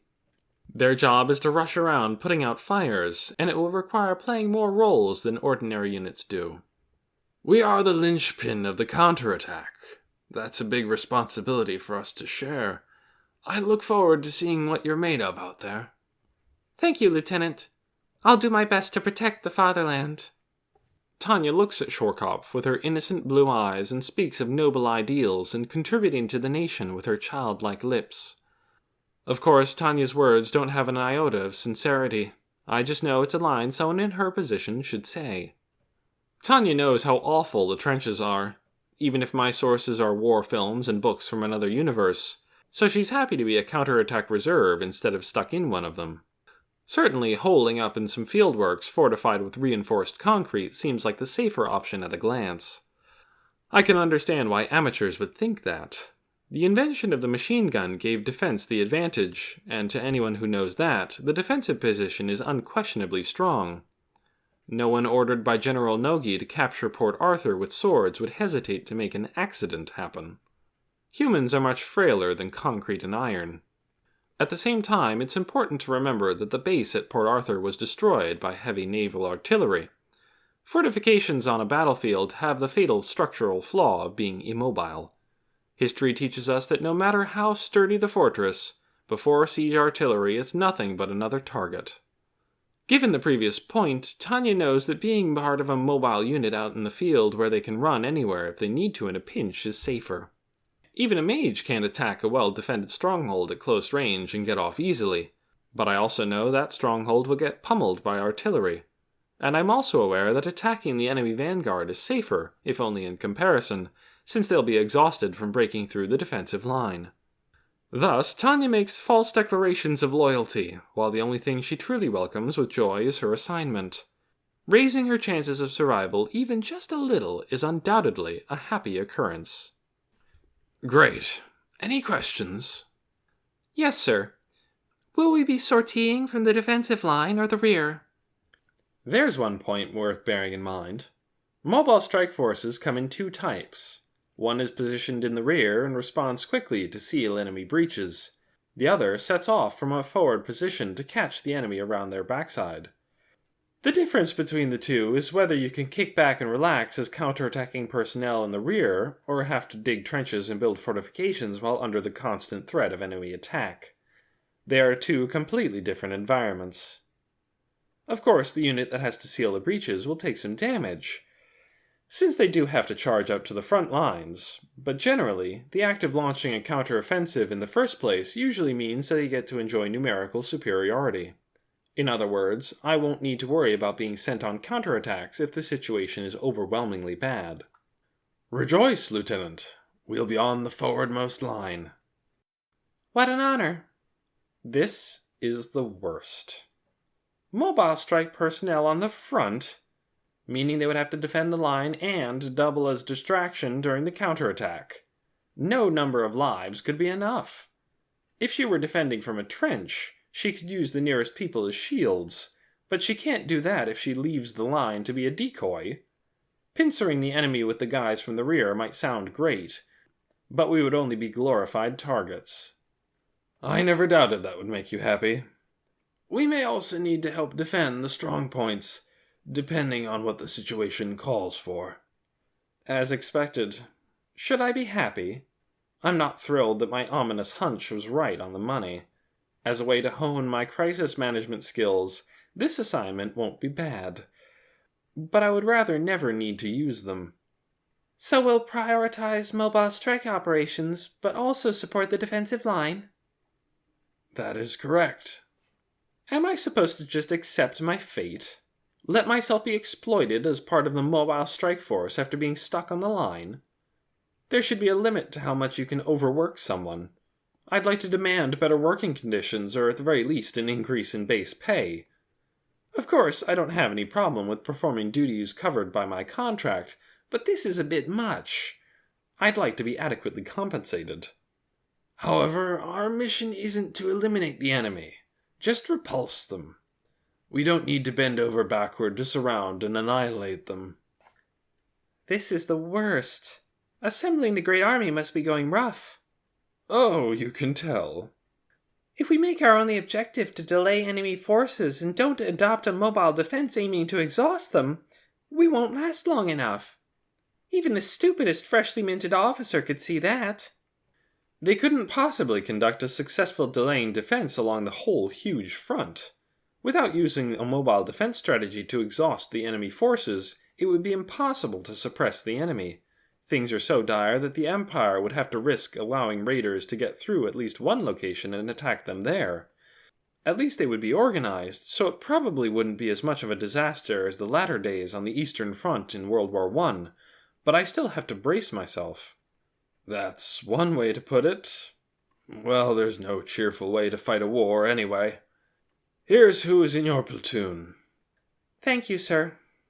Tanya takes a mental deep breath and looks over the list of her first subordinates ever. But it's so ridiculous, it makes her brain freeze up. It dawns on her that she's reeling. The only reason she doesn't instinctively hurl the document away is due to excessive shock, rather than a triumph of reason. In words, her thoughts would be, "This is too much." My understanding was that there was a general lack of key personnel in the Western Army Group, and that because of this, the only replacements we could get for the 3rd Platoon were rookies with 0 experience. But I have to correct myself. Perhaps we should call them untrained recruits. I see no problem with that. This means your platoon will be extremely rough around the edges. I want you to make defending the position your main duty. These mages have only completed Cadet Corps basic training, and we're rushing them into a combat unit. Anyone with half a notion of how mage battles work would laugh it off as an April Fool's joke. With 4 to a platoon and 12 in a company, mage teams prioritize skills over numbers more than anyone else. Even someone with innate mage potential would only be in the way as a newbie with nothing more than basic training. This is like taking a guy with only the most basic army rules and regulations beaten into him, putting him on a plane, and telling him to fly. It'll be worse than a turkey shoot. I see. By having us on defense, he's telling me he doesn't consider them fit for combat. It'd be irrational to expect anything out of this unit, so it's a valid conclusion. Commander, a humble suggestion, as platoon leader, if I may. Lieutenant Degurchov, I realize fighting a war while babysitting is a lot to ask. Although it's weird to say that to you. I have to say that, frankly, I would be more useful fighting solo than in that platoon. I get that the platoon lacks training, but you're telling me to make it a stationary force. They can't handle mobile battles, so you're telling me to defend the base while re-educating and training them? Isn't that the same as ordering me to let the incompetent hold me back? Tanya vehemently protests this crisis with indescribable rage. Unless the regulations that she learned at the academy have been revised, childcare is definitely not in a soldier's job description. It would be safer to hurl these novices into no man's land and free myself from the burden. Maybe I should do that if I get the chance. No, I can't judge them without even meeting them. As an officer, I have no plans to abandon my command duties, but I hope you will consider the way to use our forces most effectively. These guys are backup. If the situation calls for it and the timing works out, we'll send you on guerrilla missions. Even though he wants her to whip the platoon into shape, he's implying from the start that he will send Tanya on her own if necessary. Understood. Are we permitted to abandon our position if need be? Regrettably, we can't pull the lines back any farther. So we have to hold it. Command says we can choose victory or Valhalla. Note 14. Valhalla. The place where the souls of those who fell in battle join the souls of past heroes. In other words, having to choose between victory or Valhalla means choosing to win or die. Most will end up in Valhalla anyway. End note. Victory or Valhalla? Is that even a choice? It's just a roundabout way of ordering us to die on the line. No, it's not even roundabout. It's just narcissistic bullshit. Why should I die for other people? If someone wants to die for me, that's their prerogative, but forcing me to die completely violates my free will. Freedom reigns supreme. We can be democratic, nationalist, or even imperialist, so long as I'm free. So please, stop issuing war bonds. Financing the war by printing bonds under the assumption the Empire will win just guarantees hyperinflation no matter how the war ends. Win or lose, I can only imagine the future will be a barrel of fun. How utterly unpleasant. Splendid. Both options sound great. Fantastic. Then I'll introduce you to your platoon. Okay, time to greet my allies in this miserable war. If they happen to be in the right place at the right time, I might even use them as human shields. So I have to expect a lot out of them. And so, though neither of them wanted to, the young lady and the little girl would slurp the same sludge and nibble biscuits so hard they had to chip them apart with bayonets before they could eat them, fighting side by side on the Western Front under a shower of shells. My first impression of my direct superior, Imperial Army Officer 2nd Lieutenant Degorachov of the Western Front Mobile Strike Army, 7th Assault Group, 205th Assault Mage Company, was vampire. Her skin was so white she looked sick, and her sharp eyes seemed to loathe the sun. It was quite a shock.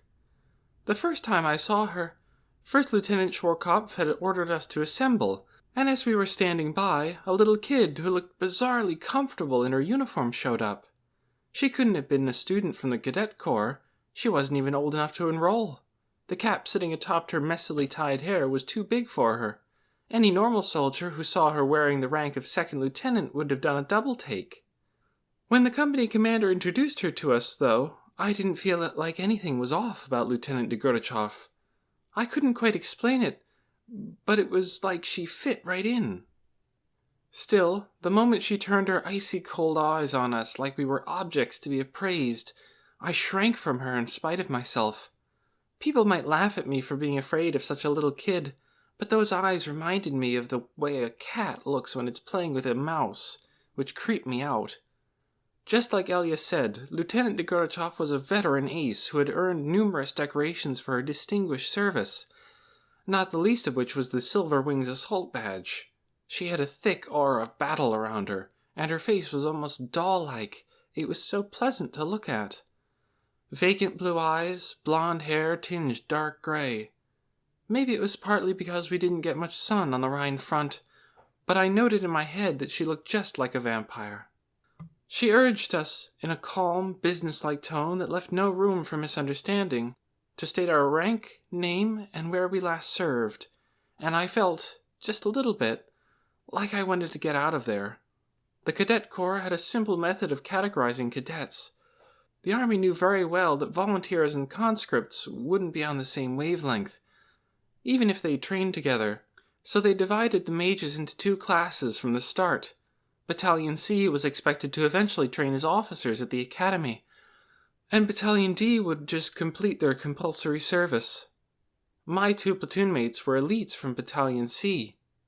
Corporal Kirst von Walhorf from Edelstein Battalion C, 1st Company. Corporal Harold von Wist, also from Edelstein Battalion C, 1st Company. I gave my rank and name after the 2 Cadet Corps volunteers. I didn't wish I had volunteered exactly, but it was sort of a bummer to say I was drafted right after people who announced they had offered their services to their country. I couldn't just not care like Elia. I wasn't thick-skinned enough to just laugh it off. Oh God, why must you torment me? Corporal Victoria Ivanova Serebryakov from Edelstein Battalion D, 3rd Company. You could say I felt a bit out of place as the only conscript. I mean, Corporals Kirst and Harald were volunteers from the same company. If we did things the usual way, that meant the 2 guys with experience working together would be buddies, and I'd get paired with the platoon leader. That was why I was thinking, as I reported, that it would be great if I didn't get chewed out for being a slow, lazy draftee. So I was momentarily stunned by what the 2nd lieutenant said next. You have my respect for fulfilling your obligations, Corporal Victoria Ivanova Serebryakov. It'll be tough, but do your best to survive. Unexpected words of encouragement, and from an officer I was convinced was so cold, with those eyes more warlike than any I'd ever seen. For a second, I couldn't understand what had happened and froze. Meanwhile, then, to the fellows who enlisted of your own free will, since you volunteered, you better not die after Corporal Serebryakov and me. Her calm tone hadn't changed. She didn't raise her voice, but the words she spoke with that emotionless expression were incredibly heavy. First, I'll make one thing clear. The Empire doesn't have the time or resources to support inept officer candidates. In fact, doing so would be counterproductive. She was different from all the drill sergeants. The way she talked, it was almost like she was a different species of Imperial soldier. Her values ran counter to the ones that had been pounded into me since I had joined the army. It'd be a different story if you were forced to serve against your will because the nation needed you. But you're the ones who got in line to don the uniform of the fatherland, so contribute accordingly. If you're too inept to do that, then die. She must have said all she wanted to say to us speechless, frozen recruits. After telling the company commander that was all, she immediately kicked us outside because we were still just standing there. Before we knew it, though we'd only just arrived, we'd been hurled into the trenches and were getting showered with periodic deliveries from the Republican Army. What awaited us there was a re-evaluation of our basic skills as mages.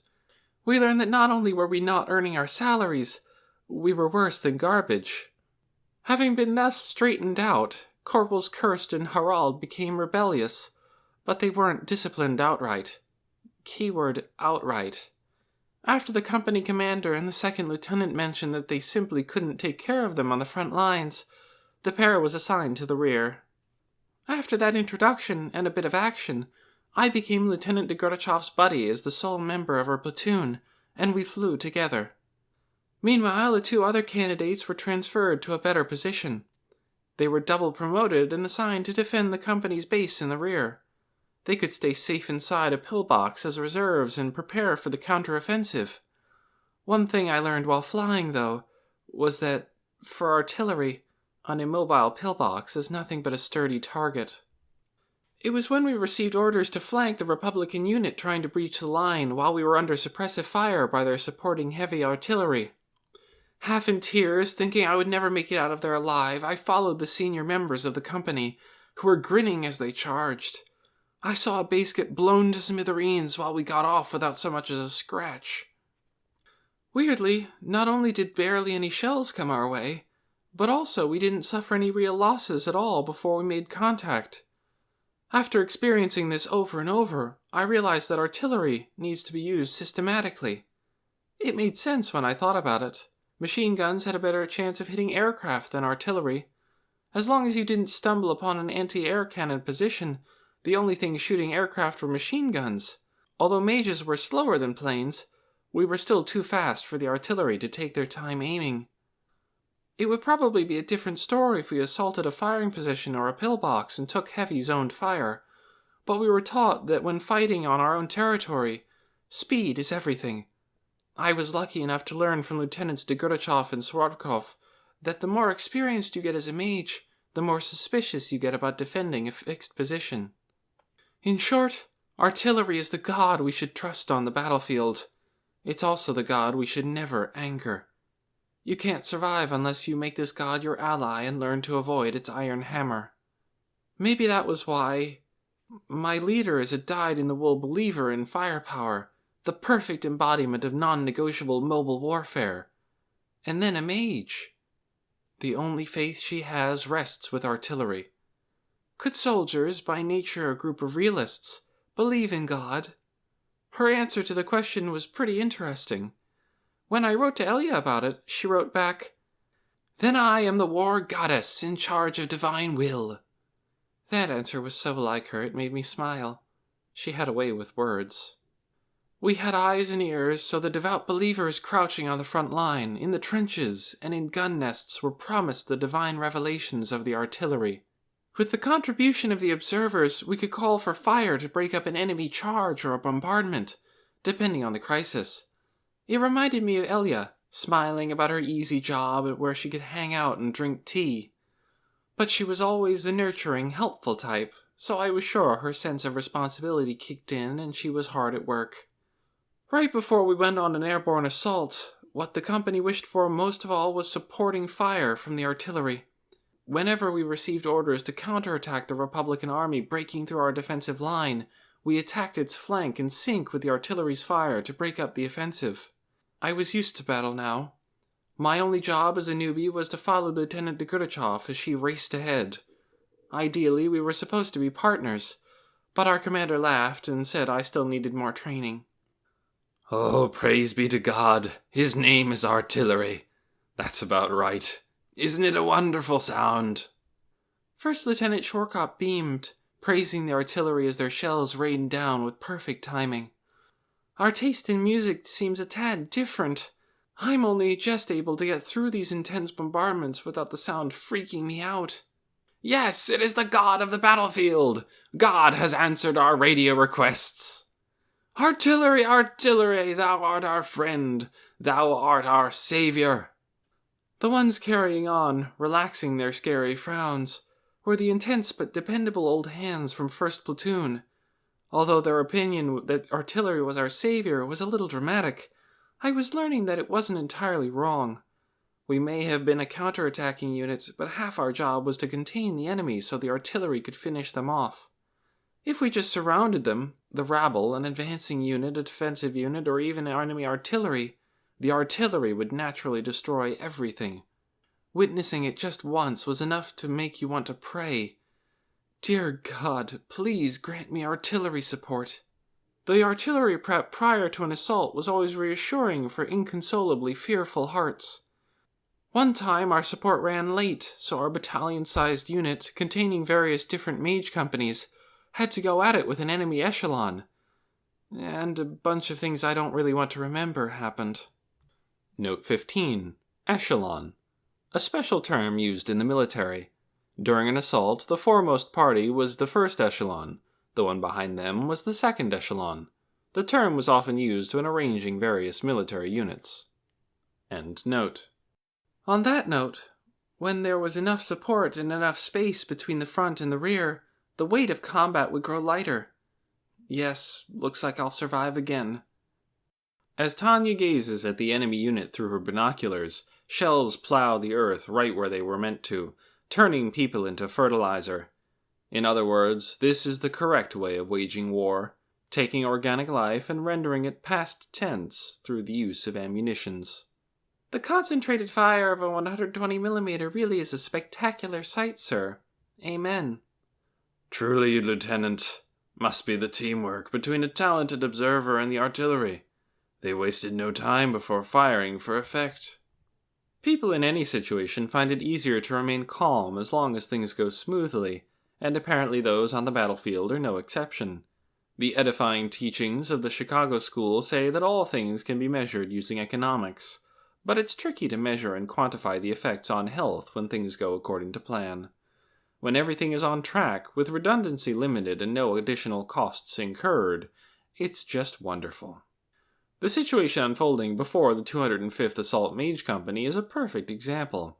Just as First Lieutenant Schwarzkopf had said, the artillery is performing admirably. They must be coordinating quite closely.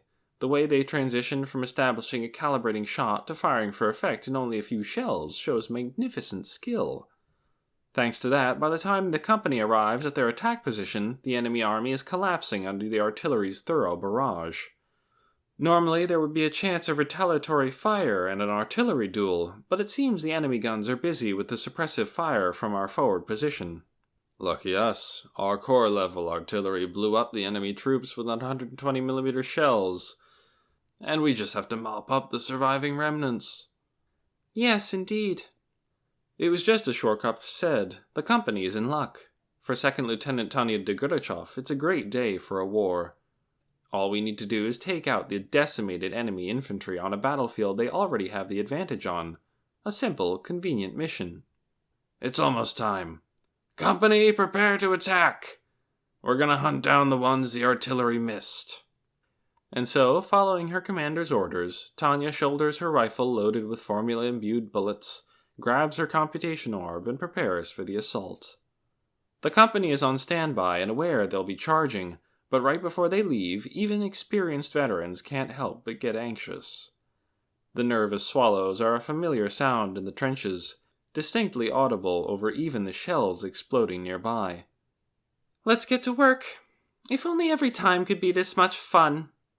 For Tanya, being able to fight against the dregs of infantry ravaged by artillery fire under the lead of a competent officer like Schwarzkopf is great. Well, relatively. People don't fight wars because they want to. Ask if she considers herself happy, and you'd learn everything you needed from the string of expletives directed at being X for hurling such a young, innocent child onto this random battlefield. Still, she has to be objective, so it isn't a mistake to welcome a less awful situation. Lieutenant, don't be a picky eater or you'll never grow any taller. Commander Schwarzkopf, I rather like having a smaller surface area, since it makes me less likely to get shot. You win, Lieutenant. That's the best excuse for being a picky eater I've ever heard. For Schwarzkopf, who is waiting for the right moment to launch the strike, the banter with de Gurachov is opportune. You don't have to look back at history to know that commanders at all levels consider managing pre-assault stress part of making the job go smoothly. Schwarzkopf's 205th Assault Mage Company may have been veterans of the Rhine front, but even they still tense up the moment before an attack. So when the light joke relaxes everyone to some extent, the lieutenant chooses that moment to move them out. He alerts the artillery units that they're launching the assault. Once he gets the go-ahead from control, the operation is go. Okay, everyone, don't let picky Lieutenant de Gurachov hog all the good stuff. Thanking God that the company is able to remain calm and chuckle in the face of the enemy, First Lieutenant Schwarzkopf roars in his well-trained voice, "Charge! On me!" Everyone soars from their assault positions and rushes the enemy troops at a reckless speed. To unprotected infantry, rapidly approaching mages are a threat just as serious as artillery. Mages have protected films and defensive shells, so a few shots aren't able to take them down. On top of that, they have no trouble unleashing firepower more intense than heavy weaponry. They are truly tough opponents. There are a limited number of ways to effectively counter those dreadful mages. One is grenades. If you're lucky, a mage will come into range, and that's it. The best way is to intercept them with a concentrated barrage of fire. Apart from that, infantry units don't have many options. So, from the perspective of the enemy army, whose command structure is already in disarray due to the shelling, even an undermanned company of only about 10 mages is a terrifying threat. They probably already have direct support mages to fight fire with fire, but even mages have a hard time on the receiving end of artillery shells. Lucky for the Imperial Company, unlucky for the Republican Army, the Empire's 120mm guns connected with the flying Republican mages, turning them into mincemeat and littering the ground. Make sure to target enemy commanders and communications first! Isn't that obvious? Tanya thinks to herself, targeting a group of soldiers who seem to be carrying the distinctive backpack-style radios. Like the other company members, she uses an explosion formula to greet their uninvited Republican guests with the warm, welcoming embrace of fire and steel. Judging from the sporadic return fire, resistance is weak. At most, there's only a handful of isolated soldiers shooting at random. The majority have already given up and turned tail, so all we have to do is sweep through.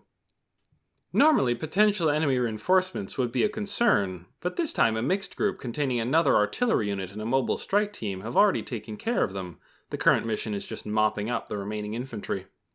That gives Tanya enough leeway to keep a close eye on Corporal Serebryakov's combat performance, whereas before she was only able to make sure her subordinate was still behind her.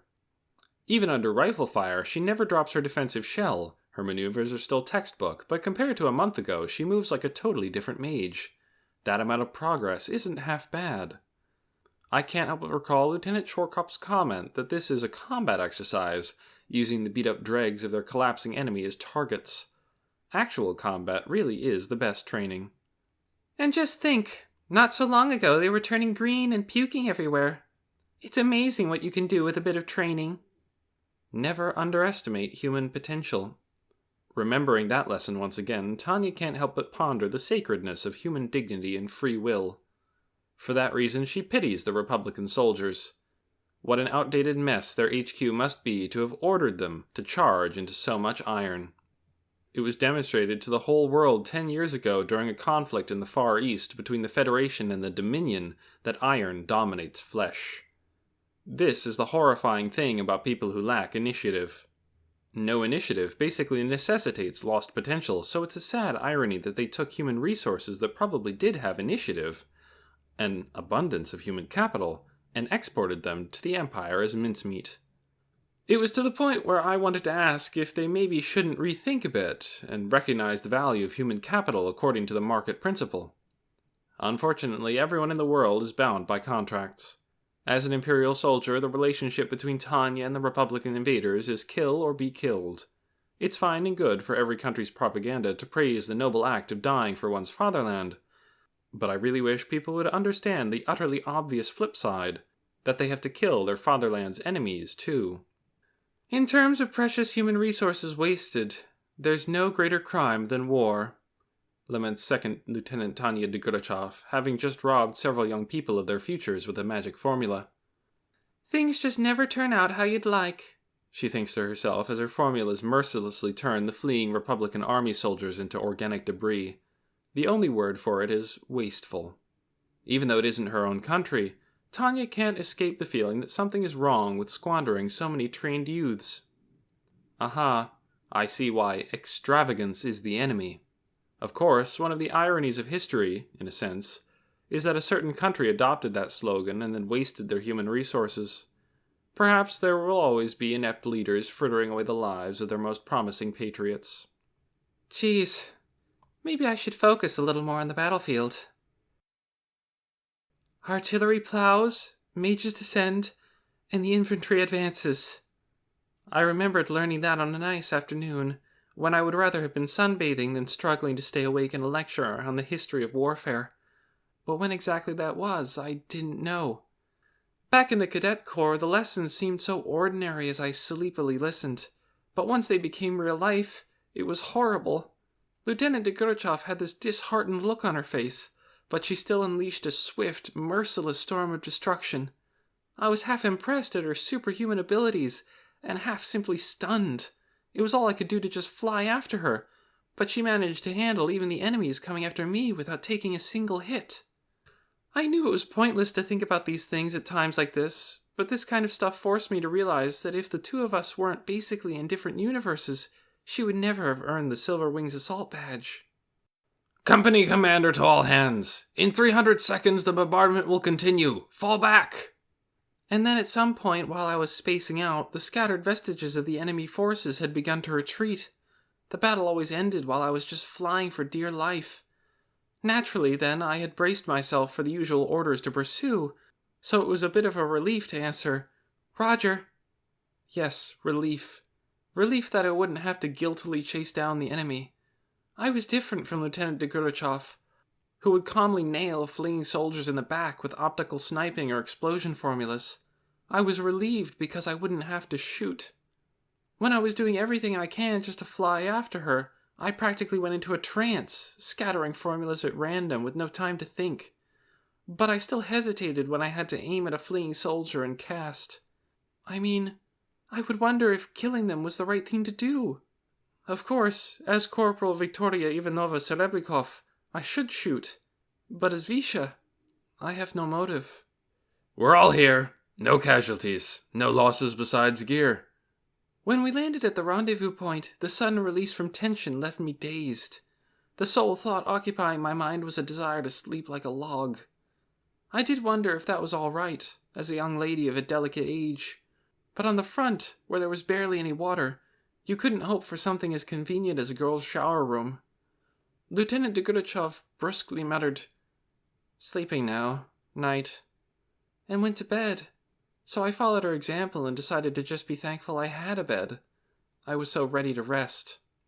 But it turned out God wasn't so kind. We were suddenly called to assemble. Before I knew it, we'd all gathered. Good. Okay, company, I have some bad news. I couldn't help but grow tense as Lieutenant Schwarzkopf matter-of-factly, unsympathetically so, continued talking. Even with my limited military experience, I had learned that there was no worse sign than a commanding officer going on matter-of-factly. We've received an urgent message. The 403rd Assault Mage Company has suddenly entered an encounter battle with 2 penetrating enemy mage companies. That meant the company that was tasked with handling the next enemy wave had been attacked. A new enemy had bothered the guys who were supposed to be attacking the reinforcements. My brain was tired, but the sense of crisis got it moving, and soon I was up to speed.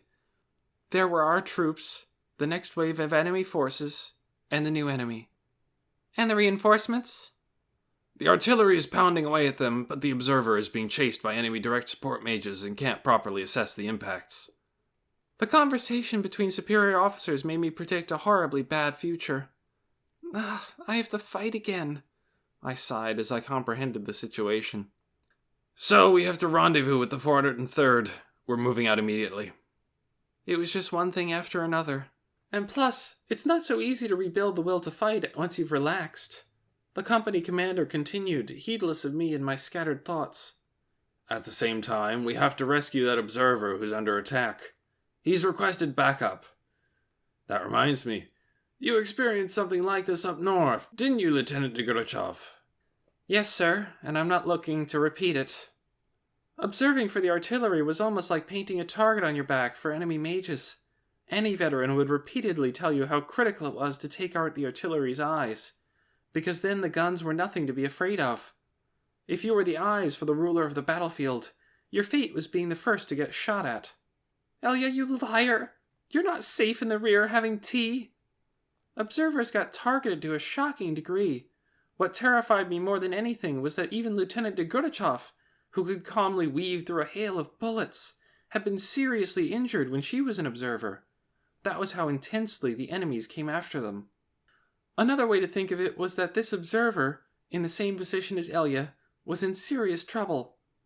It wasn't at all logical, but a voice was telling me I had to save him. I didn't really understand the feeling either. So I had to do my best in this rescue operation. Newly determined, I stretched and took a deep breath to wake up.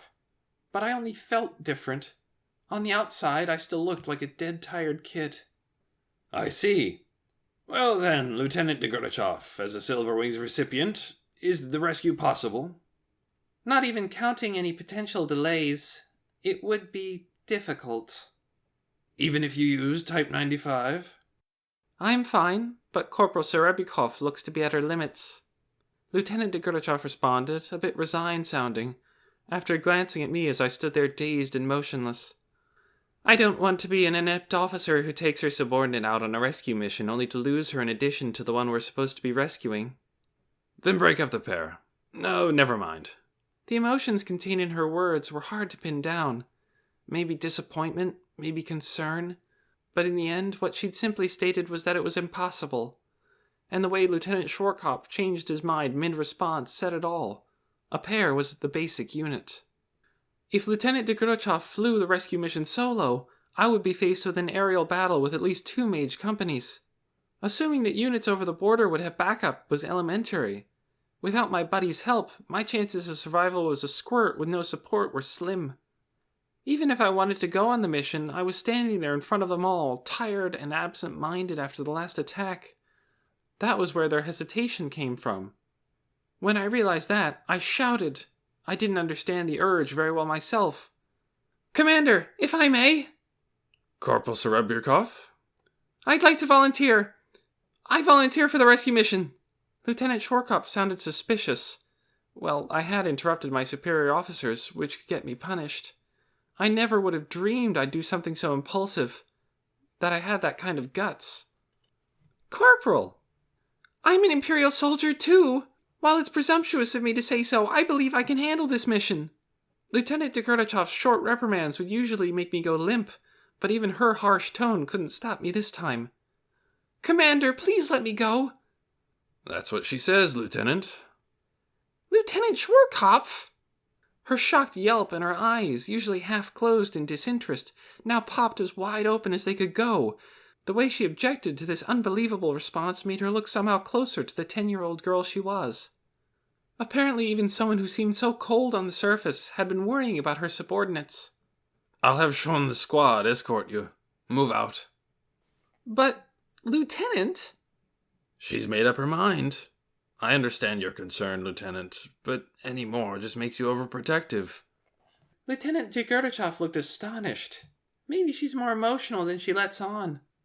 The thought was impertinent, but her expressions were so funny that I couldn't help it. Though it wasn't what I should have been focusing on at the moment, I felt I sort of understood my friend who teased me for my funny faces.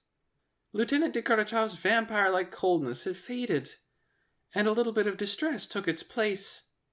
It was weird to realize just then how unexpectedly important I was to her. And it was a bit late in the game, but it also struck me what a young girl it was taking care of me.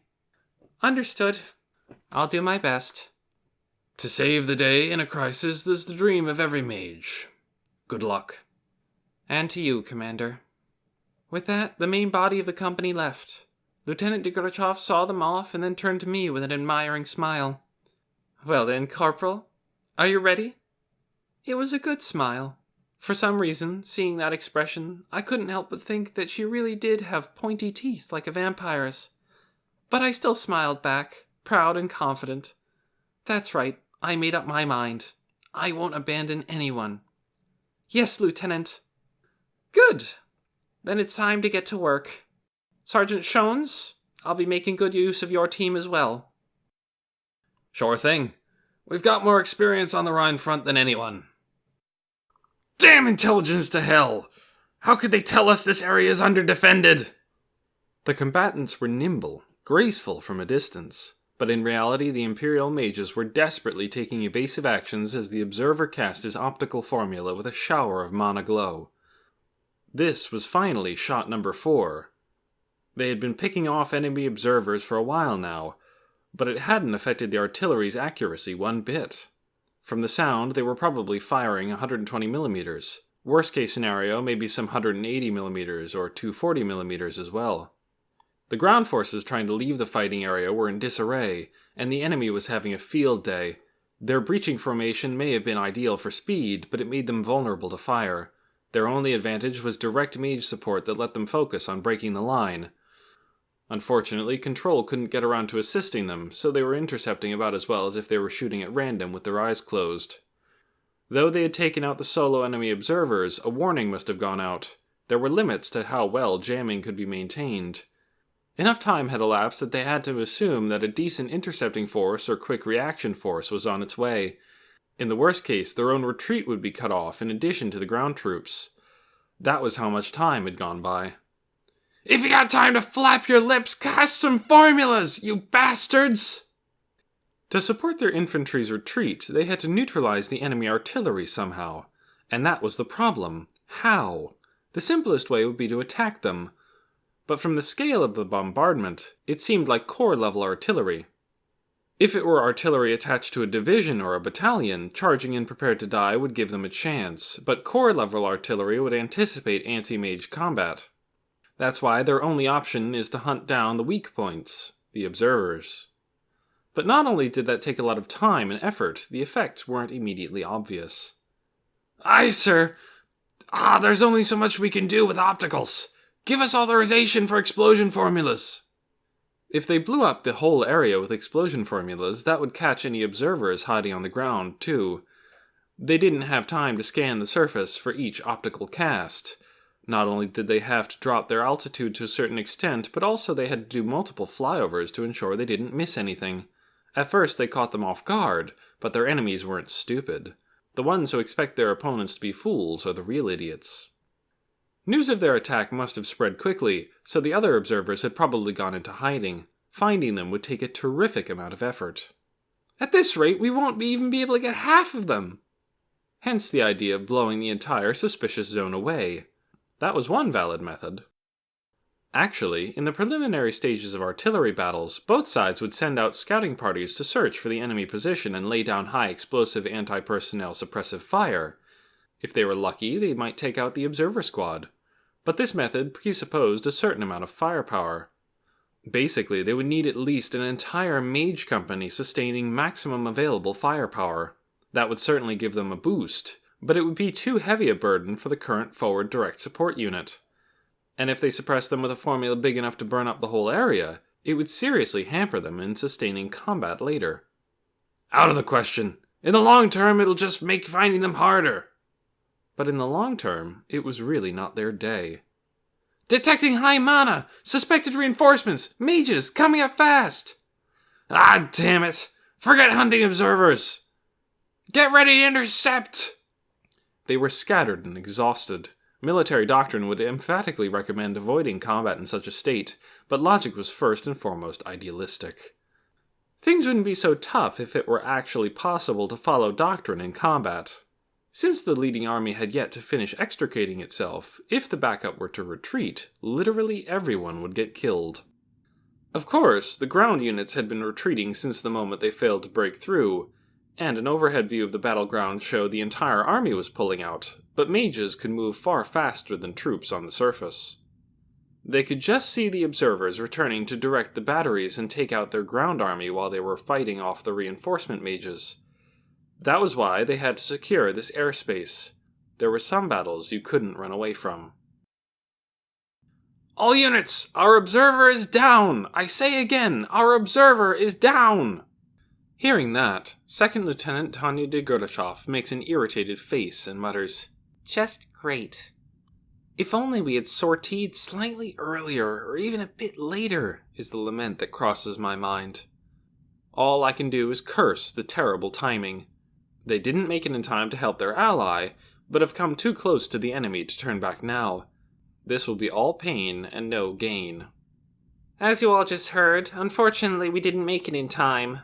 But that just means our job is a bit different. Lieutenant de Gordachev, isn't this a bit too much for one platoon? Sergeant Shones, on loan to Tanya from the company commander, gives a warning. According to the latest from the Combat Direction Center, they've lost contact with a mage. They're sure he was shot down. Before his signal went dead, he reported a group of enemy mages that looked like at least 2 companies. In a sense, retreating is the correct answer despite the danger of being pursued. They were dispatched to perform a rescue. If the object of the mission has been taken out, there's no need for them to stick around. Sergeant Shones, your opinion is correct in most cases, but not in our current situation. Common sense would never have them undertaking this fight as a solo platoon. Even Tanya would turn on her heel and return to base if there were enough distance between them. But rather than risk pursuit and be constantly watching their backs, it's better to take the initiative and strike. I can't deny that we're outnumbered, but we don't need to wait around for the enemy to regroup and assemble. Taking out enemies one by one is an elementary war strategy. From the way they're moving, the penetrators are probably 2 companies equipped for long-range movement. They're probably elite forces, but they've come a long way on high alert. Surely they're more than a little tired. If they had to break through the Empire's defensive line and save energy for the equally long trek back to base, that greatly limits the amount of energy they can expend in the fight. Meanwhile, the Imperial mages can put up a fierce defense, and then just wait for friendly forces to pick them up afterward. If the artillery makes it to their position in time, a cleanup bombardment could be arranged. Of course, even if the enemy is exhausted, I can't count on them to be careless. Still, the body often betrays the will. My platoon's chances of victory are not slim. More than anything, the enemy is scattered due to the sweeping operation.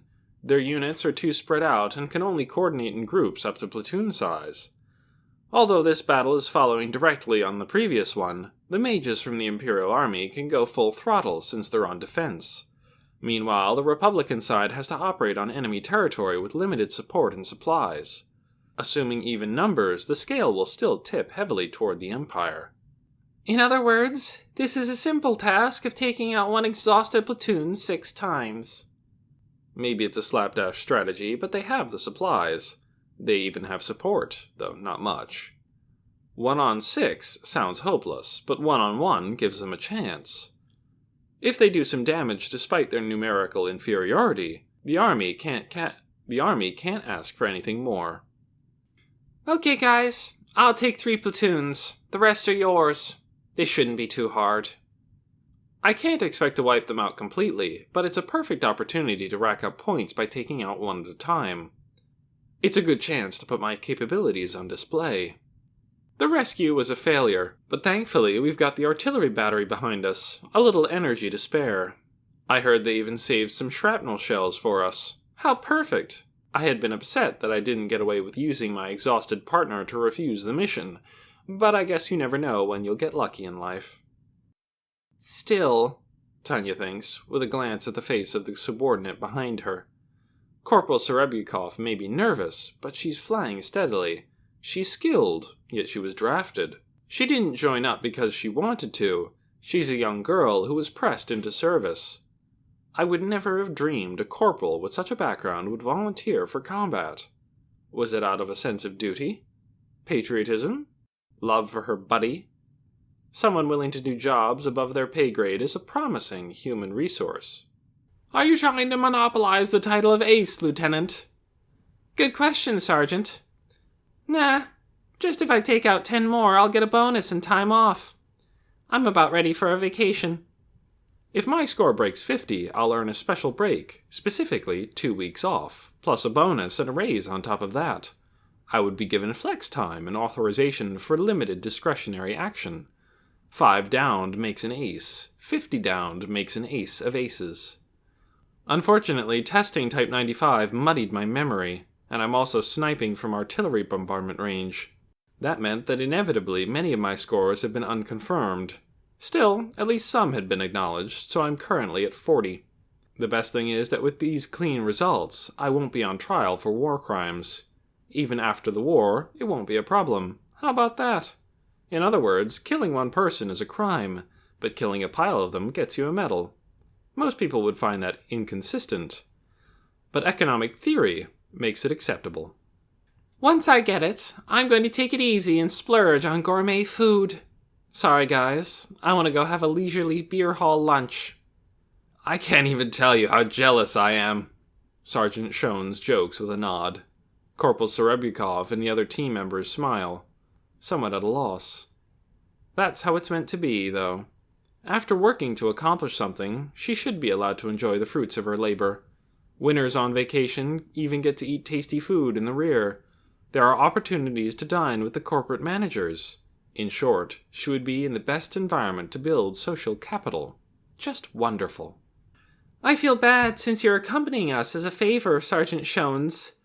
But, well, first come, first served.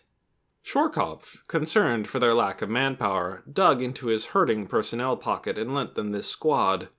Maybe it's only 2 people, but in mages that's more than a little muscle. It also means that the Empire still has the resources to make a considerate gesture. In other words, I still have time to fall back to the rear. If I don't take my chance to go back now and get stuck here till I'm worn down, all that would be left of me is happy times in a psychiatric ward. I definitely don't want that, so I have to make winning the war my objective and be ready for anything. Can we win? True, the Empire is a war machine of unparalleled precision, just like the Germany I knew. If they fight against a single country, they'll surely win. Fighting on 2 fronts is not impossible, but though those facts speak to their military strength, they don't guarantee victory. After all, this is one nation against the world. It's less like a world war than me versus the rest of the world. Can such a war be won? Honestly, it'll be difficult. War is only fun when you're winning, Tanya says. Oh, and here I thought you would enjoy the despair of the defensive line. I could consider it if it would advance my career. But frankly speaking, I can't rapid-fire miracles. Type 95 is the crystallization of a curse. Even if I use this thing, and I don't want to, it doesn't mean I'll win for sure. I'm a soldier. I go where I'm ordered. Company staff fulfills directives. Similarly, if military officers don't swear loyalty to their country, at least as a formality, they're in violation of their contract. Tanya was forced to fight this war. Who would take such a gamble with their own free will? Her answer is short and to the point. Sorry to butt in, Lieutenant, but you don't like the war either. But perhaps unexpected, because Corporal Serebikov takes the rare step of joining their conversation, looking puzzled. Of course, Corporal. Even I prefer a quiet life. What about you, Sergeant Shones? I'm with you, Lieutenant. Maybe it's part of his plan, but Shones jokingly gives a smart-looking salute. Mainly he does it to ease the other pair's bizarrely tense mood. Nicely accomplished. No wonder they say an outstanding NCO is invaluable. Well, that goes without saying. All right, time to plan the welcome party. After wrapping up their conversation, Tanya rapidly ascends to combat altitude. Her wish for tranquility and her hatred for the ones who disrupted it are making a storm in her heart. Who actually wants to carry a rifle and fight? Her fury is intense. Let this cursed world go to ruin! Well, let everything except me go to ruin. If that's not possible, may I at least avoid ruin. She mutters in her head as she races across the sky. What's your plan, Lieutenant? Let's give them a grand reception. We'll treat them to lead and mana glow. Lead is a government expense, and wasting the budget will lower her valuation, but investing resources via sales effort is part of business. The costs of entertaining clients can be expensed because they are a necessity. So, if something is a necessity, they can use as much as they want, as long as they get results. If mages can mass-produce enemy corpses, no one would complain about how many bullets they use. I do worry about the stomachs of the finance officers. I feel genuinely bad when thinking of their stress. I really do. So I hope the people in charge of mental health will help them out. My job is to spend money to defeat the enemy. The finance officer's job is to come up with the money. And our mental care is the task of professional support personnel. In an ideal world, everyone contributes in their own way. We should praise order and applaud economics for foreseeing this evolution in the division of labor. Should we check if they have passports and visas? Yes, let's. That's right. The law of war shouldn't invalidate border control laws. If someone crosses the line the Empire is determined to be its border, it goes without saying that the newcomer will have to go through immigration. How careless of me, needing a reminder from my subordinate. Okay, that's our signal to begin. How about we make it a contest? Then let's say whoever downs the most enemies wins. If you can beat me, I'll steal the commander's secret wine stash. I remember when I peeked into his tent one time, I saw wine so fine it looked totally out of place. He must have won it in a card game, but it shouldn't be too hard to convince him to give it to someone for a job well done. If he refuses, I'll just abandon civil tactics. Sure, I may not be old enough to drink, but I still know a good bottle when I see one. Well then, all right, if Lieutenant Degorachov snags the wine on her own, we'll all give you our allowances for today. Not bad. Not bad at all. You're on.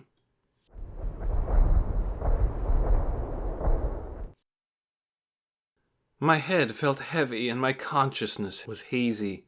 My unit, my subordinates? I no longer had the wherewithal to worry about them. It was all I could do to stay conscious through to the next second. Though I'd quickly developed a refracting optical decoy, I was still performing more evasive maneuvers than was deemed safe. Though I just barely managed to maintain control, the company, proud to be one of the Republic's finest, was at the mercy of a single enemy. Everything had happened so fast. Mayday, mayday, mayday! First was the distress call notifying us of enemy contact. I'd never heard the forward controller scream like that. Break, break! The commander instructed us to scatter.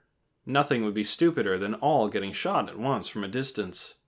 Even though we obeyed immediately and had trained to pull it off, it wasn't enough.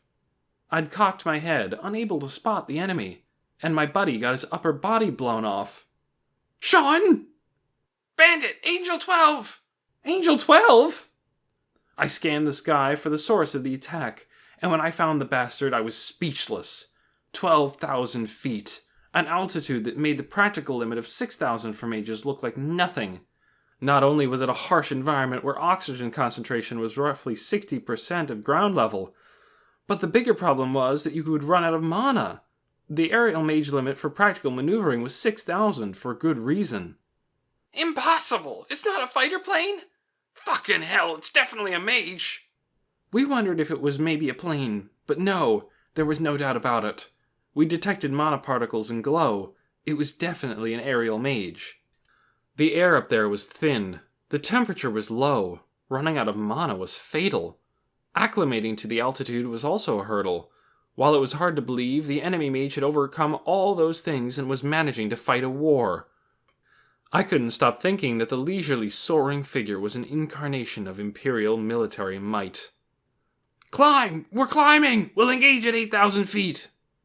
My unit was completely exhausted. Eliminating an enemy observer squad had worn down their concentration, and they were also worn down from being in the air so long. If two forces of equal numbers and strength fight, the odds are in the favor of the side that is better rested.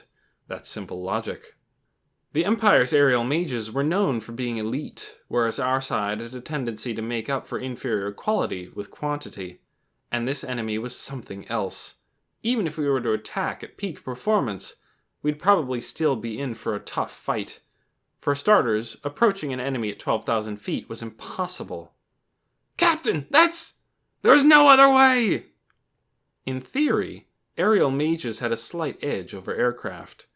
But that was at altitudes below 6,000 feet. Aerial mages were able to use magic, but they were still just flesh and blood humans. In combat at high altitudes, they were nothing but targets. No wonder the AWACS is going crazy. Right, that guy's insane! I see. The enemy mage is far from normal. I could understand why the Airborne Early Warning and Control System, AWACS, was going nuts. I mean, according to the standard aerial mage rules of engagement, it wasn't possible to ascend beyond 6,800 feet. No, it actually is impossible. 6,000 feet was the limit for a proper fight to the death, with computation orbs and rifles. I'd heard that in the rare cases of aerial mages from Highland regiments, fighting above 7,000 was possible, but this was on another level. This was 12,000. At that altitude, even fighter pilots would need oxygen or they'd black out. The air was simply too thin. The only reason you would ever climb that high was an extreme emergency evasive action. Even if we managed to shoot down the enemy mage, getting back would be hopeless. By this time, we had to go. If we can't suppress that Imperial, our ground forces won't be able to get home. You're right. We have to do this. It was true for more than just aerial mage battles. Letting the enemy get you from above was fatal. So all we could do was climb. If we couldn't at least get him in range, we would be stuck as prey. Whether we would eventually run or fight, we first had to climb. But running wasn't an option. We had to buy enough time for the ground troops to retreat. Otherwise, it was possible we would all be wiped out. We were left with no choice from the start. This is all-out war. Don't even worry about getting home. I would fight until my mana was depleted.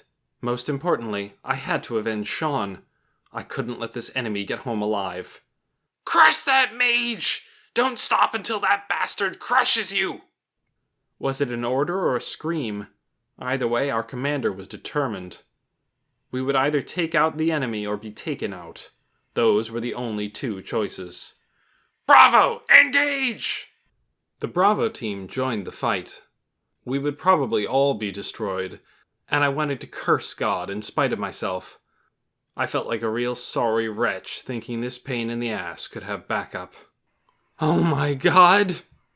But my long-distance observation formula showed me something even worse. I searched for our target's mana signature in the library. The hit I got was far more horrible than reinforcements. Registered mages. also known as named. The aerial mage world was small. A company was only 12 members. Even a battalion was only 36. That was the kind of world it was. If you shot down 5 enemy mages, you were called an ace. And when your score hit 50, you'd be recognized as an ace of aces. Units with 6 or more aces and individuals with over 30 kills crossed a threshold. Crossing that threshold meant being registered by foreign armies and perceived as a formidable adversary. Named dominated the battlefield. The only viable ways to counter one were to employ overwhelming resources or an equally strong or stronger named. To the men on the battlefield, nothing was more reassuring than having friendly named mages in the sky. For those reasons, enemy named were given individual names and caution was urged. To the Republic, registered mage, name, Devil of the Rhine, meant sheer calamity. A registered enemy aerial mage had been recognized as a strategic threat. Among them, the Devil of the Rhine was the one everyone was most eager to avoid. It had been a mere 2 months since he had been spotted on the front, yet he had already accumulated over 60 points. Especially horrifying were his skills with heavy mana spatial detonation and precision optical sniping formulas. Units would lose half their soldiers just from falling for the fishbait strategy snipers commonly use. The nastiest thing was that many of the mages had suffered wounds that nearly kept them from returning to base at all. We didn't want to lose such precious resources, so aerial mages received intensive care, but almost all of them died. Not only did that consume vast amounts of medicine, but it also tied up the medics, which led to a shortage of care for ground force soldiers. On top of that, losing so many mages was becoming an issue from a tactical point of view. A single actor was taking on an entire military and their strategy. What could you call him besides a devil? He had to be taken out by any means necessary. Naturally, it would be reckless to engage at 12,000 feet, but at 8,000 we had a shot. We may not have been at 100%, but we did have the numerical advantage. Plus, the guy was flying at 12,000 feet.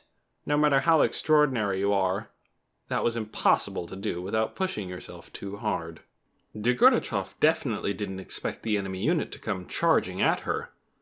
They had looked so exhausted and scattered, she couldn't imagine them having any energy left, so she thought she would pop them one by one from a distance, but apparently she counted her chickens before they hatched. Charging under these circumstances was utterly reckless, but it was also terribly effective. Devil of the Rhine! Today we take you down! I don't believe we've met. Tanya's bewildered, but for some reason, the enemy's will to fight is centering on her. Genuinely puzzled, I proceed with my tactical considerations. My opponent's maneuvers are nimble and unpredictable. Precision sniping will no longer work. It would be best to switch to either explosion types, capable of targeting an entire area, or spatially targeted guided formulas. Target locked. Adjusted for relative velocity.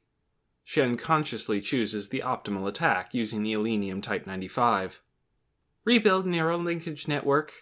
Ion concentrations normal. Metamotor cortex parameters updated.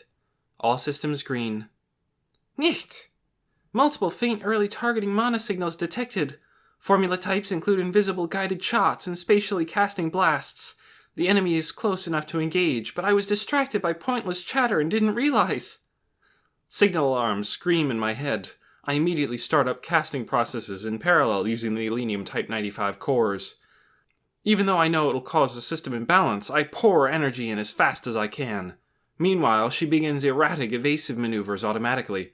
Just as she gets out of the way, her previous position erupts with monoglow. Some of the formulas seem to have been explosion type, and the shockwaves create wild turbulence.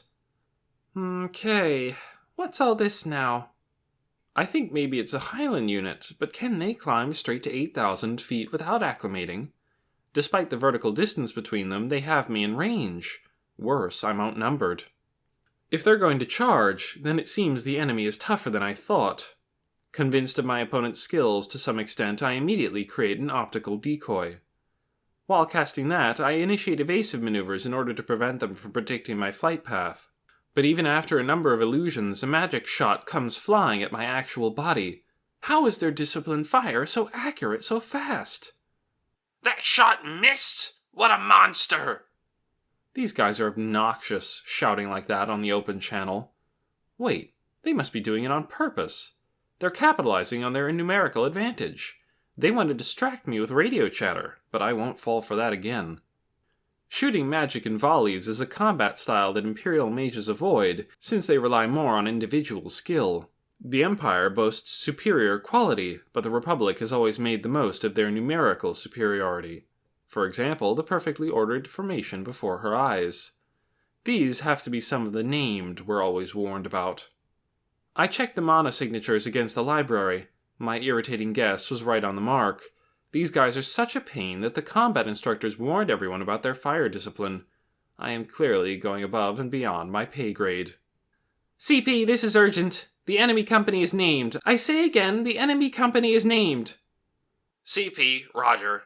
I've got reinforcements heading your way. Don't work too hard. Well, that's good news. I should probably be happy they didn't tell me to go die. In a military creature society, courage and a loud voice are the things that get you praised. When you're an insane group that respects the foolhardy over the cautious, it's rough to be the sane one. But this is all for my advancement. I have no choice. Reinforcements acknowledged, but this is my battlefield. I don't want to, but I have to at least rush them. Otherwise, it could adversely affect the evaluation of my achievements in this battle. Now that I recall, I wonder how the Kwatong army was able to puff up their self-image so much. That said, I can definitely get ahead if I act like them. Nobody who calls themselves a patriot is worth a damn. True patriots demonstrate their love for their country through actions, but the fakes express it in words. To get ahead, you have to do both. Patriotism is a really handy tool, and tools are meant to be used. Our mission is to eliminate the rabble violating the Empire's borders, regardless of whether they're from the Entente Alliance or the Republic. We don't discriminate. Elenium Type 95 comes with a curse that corrodes my mind the more I use it. In exchange for performance, I have to exalt the self-proclaimed god, being X, with all my might. The only silver lining is that since I'm employing the Kwatong Army promotion doctrine, I can at least make it sound like patriotism. But there's really something wrong with the army if the more you copy those big-talking Sugune guys, the more you advance. That's gotta be why there are soldiers who actually want to take part in something as stupid as war. Really, no one should long for peace and an idle life more than soldiers. Spatial coordinates acquired. Potential evasion paths calculated. Expansion chamber magic filling normally. They want to leverage their numerical superiority and hunt me down. I doubt taking out one at a time will work against Republican mages. If I try, they'll probably gang up on me. They take pride in their perfect coordination, after all. I was unbelievably lucky to have the chance to pick them off and thin the herd at first. I can't expect an opportunity like that again, so I need to switch up my tactics.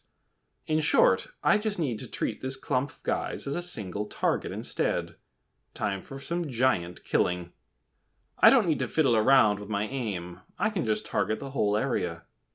CP, requesting theater warning for spatial detonation. CP, roger. We'll issue a spatial detonation warning. Elenium Type 95 is capable of storing mana via its system of 4 synchronized cores. With an explosion formula cast at full throttle operation with that stock of magic, it's possible to superpose interference across the entire war zone. Of course, that means full throttle operation of a flawed orb. Something stupid is bound to happen. Sergeant Shones! Prepare for impact! In addition to blowing up friend and foe indiscriminately, it would litter the area with mana noise and reduce visibility with smoke, isolating soldiers. It would throw organized combat into chaos, making all coordination impossible, so I can't just go using it willy-nilly when fighting on a team. The tactic is so disruptive, in fact, that the instructor unit was kind enough to comment that apart from self-destruction, there was no use for it. If, however, the fight is one versus a group, it can blow away the group's organization and turn the fight into one versus multiple individuals. Thus, the verdict is that the formula causes nothing but problems in team battles, but it's not bad to have on hand when low on manpower. Begone, impertinent foes! This is our empire, our sky, our home! I should be able to get positive evaluations for proclaiming my nationalism to the entire area. Coincidentally, the military also generally approves of religious faith, so I might as well make use of being X's curse to get ahead. I'll just have to accept it this time, even if I scream in agony as my freedom and dignity are trampled. If ye come to disrespect the fatherland, we shall pray unto God! The enemy mages begin spreading out. They create a zone of interlocking fire from either side. Rather than concentrate their shots on Tanya, they plan to torture her to death in midair. On top of that, as a precaution against ordinary explosion formulas, the spread is wider than usual. O Lord, save the fatherland! O Lord, grant me the strength to defeat my nation's enemies! They can pin me down even after all those intense maneuvers up this high. These guys are war crazy. Geez, if you like it so much, you should just split into two sides and kill each other. Why do they have to get other people involved? Did no one teach them not to be a bother? There had to have been some major flaws in their education. Education decides a child's future. They need to take it seriously. Or maybe they're rational, economical people like me, using war to advance their careers and aiming to survive. Wait a minute. If that's the case, shouldn't I do my best to negotiate for a profitable outcome? How could a logical, economically minded person like me nearly forget the pursuit of profit? Is war so harsh that people lose all reason? Profit is everything. That's self-evident. In short, negotiation is key. If you blow up the other party before you start the dialogue, there won't be any of that. By the time this dawns on Tanya, she's overwhelmed by how easily her reasoning had been impaired by war, and how far she'd gone down the path to losing her humanity. Unless your hobby is fighting to the death, killing someone without getting anything out of it is pointless. Right, this isn't a zero-sum game, so building cooperative relationships should be theoretically possible. Then instead of earnestly slaughtering one another, it would be more logical to rig the game. We'll move from a savage world of killing and being killed into a world of reason. Surely the fabled win-win solution is possible. We can't go overboard, just as economists were able to determine through statistics that Japan's national sport was riddled with fixed matches. Our deception will one day be exposed, but by the time a third party sees through our plot, the fighting will be long over. Economists have plenty of other things to be working on during a war, and most of the time those things are extremely important. Save us from the heathen invasion! O God, grant me the strength to slay our enemies! I have to just keep singing meaningless praise to make it look like I'm using a formula. That way I can conceal my intentions from CP for a while. If this goes well, all I have to do is settle the negotiations while they can't tell what I'm doing due to the mononoise. Things are coming together. Noting that, Tanya thinks for a moment and then decides that the proper time for her message might be at hand. Perhaps they will open the door to negotiation, and things will go well for both sides. No one can call themselves an adult if they are bound by preconceptions. Maybe she's only been looking at Republican soldiers as stereotypes. People are more than appearances. Surely we need to gain a thorough understanding of people's true inner selves to interact with them properly. All individual personalities are one of a kind, and thus deserving of respect. Even in the middle of a war, if it might be possible to negotiate with someone, you should be sincere with them. Of course, negotiating with the enemy will naturally get you court-martialed. Forsaking combat is treated the same as fleeing before the enemy. You have no way to talk yourself out of the death-by-firing squad that awaits. However, if I can avoid needless combat as an upright individual, I'll accept the personal risk. If I can make myself understood, I'm willing to forego opportunities for promotion and time off. I'll earn them by defending myself from war-crazed maniacs. Most importantly, the amount of risk and labor involved here is clearly unfair given my salary. I have no obligation to do work above my pay grade. In the unfortunate event that I can't make myself understood, I'll have to take them down and have a nice vacation eating tasty food in the rear. It's a crying shame I can't drink wine, but the region back there is famous for the way it prepares sautéed fish. I'm sure it'll be exquisite. Attention! You are trespassing on the Empire's territory! For now, let's start with a couple benign remarks.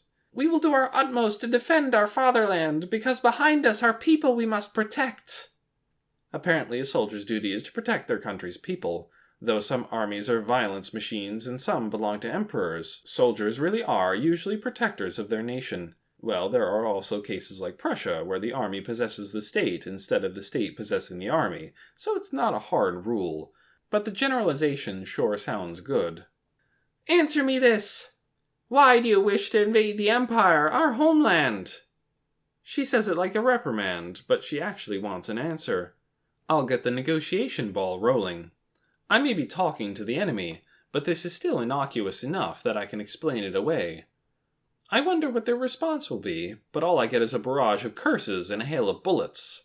Are these guys really just a bunch of dumb, war-crazy animals? I can't help but doubt their sanity. So these people aren't modern entrepreneurs I can calmly pursue a rational outcome with? Or perhaps they, too, have lost their humanity in the war? If that's the case, how sad. That means I have to play along with these war-loving fools. The worst possible scenario. She wants to request overtime pay, along with extra compensation for being placed in this hazardous working environment. But she doesn't know who to invoice. I realize it's immature to throw a fit, but I want to cry. This is CP with a warning for the theater. Watch out for mana noise. CP is kind enough to issue the warning Tanya requested, and she has accumulated enough mana. Alright, if these guys are logical, economically minded fellows, they're sure to value 1 over 0. Who knows? Maybe they're the prudent types who won't take a risk while the radio signal is good. Even if they get bombed first, rational fellows like that will undoubtedly choose a reasonable solution if they survive. At least, I would choose a reasonable solution. Maybe I should get this over with. Knock it off with the hesitation and delays and get things moving. Focus on controlling all the mana I saved up and accept the noise in my thoughts. O saints, believe in the blessings of our Lord. Let us be fearless. Tanya feels drained at the sudden release of loaded mana. She wants to scream as all the energy is sucked out of every one of her cells, but Elenium Type 95's curse prevents it. Still, she can't get over how weird it is for pain to be forcibly converted into religious ecstasy. The sensation of joy and agony blending to rattle your mind is a horror beyond description. Lament not your fate! Oh, the Lord has not forsaken us! The full-body pleasure and the uncomfortable deprivation of my freedom finally reaches an intolerable level. But her mouth is probably only capable of praise. It annoys me, but the one thing the commies got right was to call religion a drug.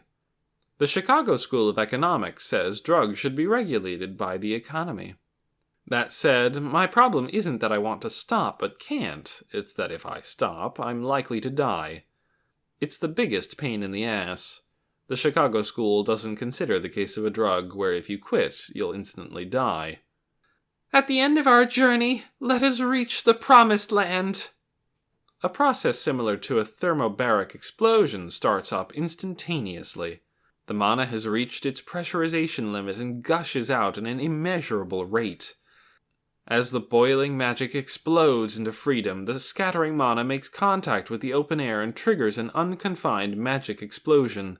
The abrupt changes in atmospheric pressure could collapse lungs and cause pulmonary congestion, and the combustion drops the already low oxygen concentration to fatal levels.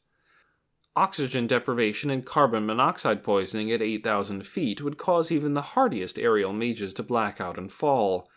Anyone who manages to maintain consciousness would experience agonizing pain. Collapsed lungs, carbon monoxide poisoning, and the complications from the steep drop in oxygen hurt like hell. Even Degurdachev, who was out of range, has trouble breathing as the oxygen concentration falls. If the mages in range are still able to fly, that won't last long. The free-range magic explosion creates mana noise over a wide area. Not only does it cut off communications, but it also makes sustaining flight formulas difficult, so continuing the battle is impossible. Although smoke limits her visibility, it's easy to imagine the state of her opponents who have received a direct hit. Attention, fighters of the Republican Army! This battle is over. So Tanya attempts to suggest they surrender. She has to wonder if, after all that, there are any survivors, but it doesn't cost her anything to try. Well, if there are no survivors, I can take my accomplishment of annihilating an entire company and enjoy a tea break in the rear. If you surrender, we'll guarantee your rights as prisoners according to the Worms Convention. The Republican Army, which had a strong tendency to rely on numerical superiority, had extraordinary faith in their named. They could put up a fight against the Imperial elites, after all.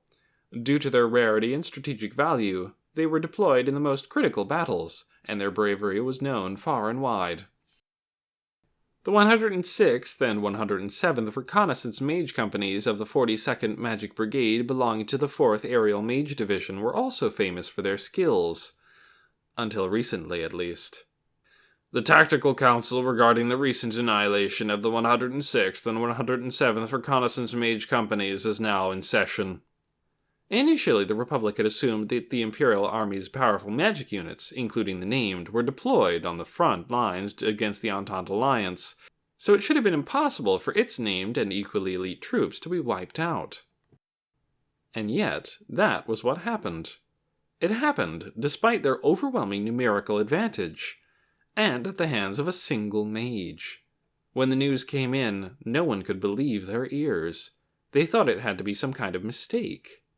While the 106th and 107th companies were engaged suppressing enemy observers, an enemy mage unit came to intercept them. They had sent named units out of necessity due to the long-range nature of the invasion. The mission was too difficult and strenuous to give to anyone else. As hard to believe as the news was, if a numerically inferior unit had inflicted massive damage on them, it was possible it would have repercussions for the entire war. It was no wonder the ranking members of the General Staff, who understood that fact, looked so grim. What I'm handing out now is a report combining the logs from recovered computation orbs and survivor accounts. The expressions of the magic officers who had done the analysis were even darker. To prepare the data, they had to review the computation orb logs and recorders. The debriefing of the survivors was limited since some of them were severely injured, but what they had heard was shocking. If the information hadn't come straight from half-dead survivors, it would have been hard to believe. No, they wouldn't have wanted to believe it. Anyhow, please first take a look at this recording of the battle. Mayday! Mayday! Mayday! That was the emergency distress signal used when encountering an unexpected enemy. The Frontline combat controller, whose job was to remain calm and clear-headed at all times, was shrieking. It might have been funny if it had been a newbie, but he was a veteran. He had been the first to report 106th defeat and the one to request assistance for a retreat. Thanks to him, the survivors of the 106th and 107th companies could be recovered. Break! Break! The screen, though awash in static, showed the unit promptly following their commander's order. The aerial mage officers who had done the analysis still found it difficult to accept the reality of what followed. At that moment, according to the log, the user was sniped from a distance far greater than was thought possible. It was hard to believe. The 106th was performing erratic evasive maneuvers. Sean! The screen kept jerking around due to the sharp changes in flight path. During that short time, several soldiers were shot out of the sky. Bandit! Angels 12! Angels 12! And then, incredibly, an attack from 12,000 feet. They had already received this information as an emergency report. The issue was that an Imperial mage had climbed to double the current standard. If it was true, all of their aerial mages would be rendered virtually powerless. Of all the... It can't be. No one was sure who had spoken, but the sentiment was universal. The number 12,000 momentarily paralyzed their brains. It was too extraordinary. In fact, the unit had wondered if their opponent was a fighter plane, but it was undoubtedly a mage. After performing a series of optical processing techniques on the video, they had managed to make out the standard-issue Imperial Army rifle and signs of an unknown computation orb. The distance kept them from getting a clear view of the enemy soldier's features, but they could make out an incredibly small silhouette.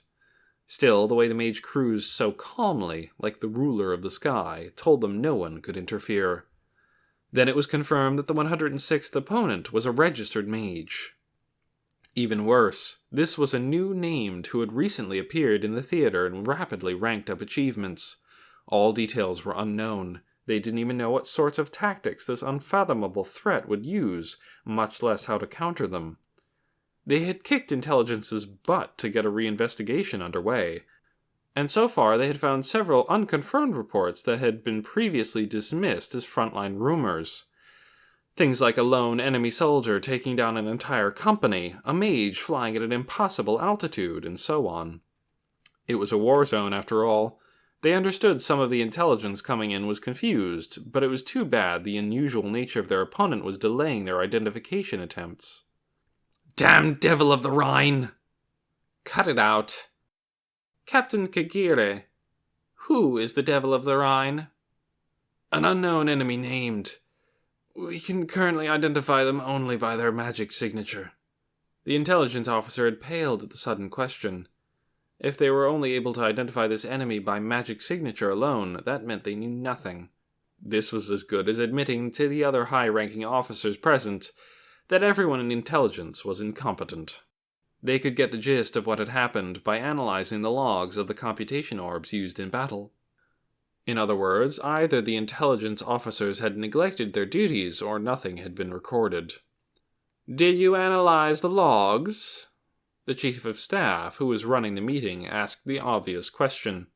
Essentially, are you bastards so inept that you couldn't even do that much? We've inspected 17, mainly from recovered orbs of mages who were shot down, and the survivors have all been debriefed. The response from intelligence, however, made it clear that they had done a proper job. They were the ones who sent the notice that an unconfirmed mage had inflicted heavy damage.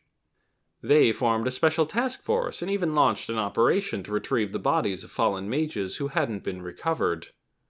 As a result of that effort, they were able to recover a number of computation orbs and investigate the wreckage to see if there was any salvageable data. But they didn't find anything useful. They had a mountain of evidence indicating the mystery mage's existence, but they had no idea what he was like. So, only a magic signature? What does that mean? Almost no one survived an encounter close enough to see him. The majority of people who lived were shot down while they were still outside of firing range. Every mage that approached the devil was hit with enough force to leave them with full body burns. When the computation orbs were retrieved afterward, the tough outer shells had melted and their cores were damaged. To inflict that level of damage with conventional weapons, you'd have to pull out either the big guns or a metric ton of explosives. There was a mage out there who could both eliminate opponents at close quarters with overwhelming firepower and snipe precisely at great distances. This named had been classified as a strategic level threat, and although they didn't know the mage's identity, they had registered the Devil of the Rhine in their library by magic signature alone. The Devil alias was given out of the hatred and fear of an opponent they couldn't see, and it had only been 2 months since the first sighting in this theater. Yes, if the records were correct, the Devil had been deployed just as the Republican army had attacked, and had already scored more than 60. Troops on the front line had even sent an earnest request for a named extermination squad composed of their own elites. Moving on, this footage recorded by a computation orb moments before it failed. Miraculously, the member of the 106 that belongs to survived. The video showed an enemy figure casually evading the volley fire of an entire company. The shots seemed so unlikely to connect that everyone wondered what the soldiers were aiming at. Incredibly, despite the crossfire, the enemy was flying so calmly it almost looked graceful. Is that dancing? The movements were so mesmerizing that someone murmured unknowingly. A spectacular amount of magic glow filled the air, but the enemy dodged its many sources with elegant ease. Irritatingly, not a single shot seemed to hit. They didn't know who had come up with the alias, but Devil of the Rhine was very fitting. No ordinary person could weave through a setup like that and fight back without seeming to be in any danger. Is that mage too quick for our disciplined fire to land any shots? Could their mobility really be that much better than ours? The Republican army had developed their fire discipline in response to the known superiority of Imperial mages. Working as a team, its troops could shoot down the overconfident enemy mages who tended to stick out. Although it was a doctrine premised on numerical superiority, the Republican army considered it a solution. It figured there wasn't a mage in the world who could stay in the air once the barrage began. The devil evaded spatial detonations too, most likely after detecting the attack during the early targeting and getting out of there with no time to spare. You mean the enemy performed evasive maneuvers in a few seconds or less? Wouldn't that mean this mage could dodge all guided magic attacks? The basic concept in disciplined fire was to use a large volley of guided missiles to severely limit the enemy's ability to evade and try to get a direct hit. At the same time, the unit would estimate the velocity of their opponent and use exploding formulas along a wide area in their flight path to catch them.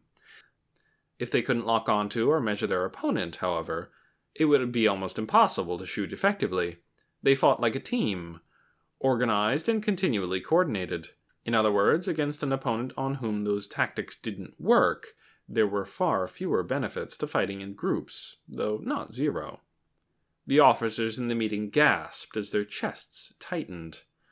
Not only had the observed mana value of the enemy computation orb gone way past the limit, but the mana was reducing, concentrating, and amplifying. Collisions of mana triggered by overlapping compound interference were creating multiple glows? A single Imperial mage had called on enough mana for several casters.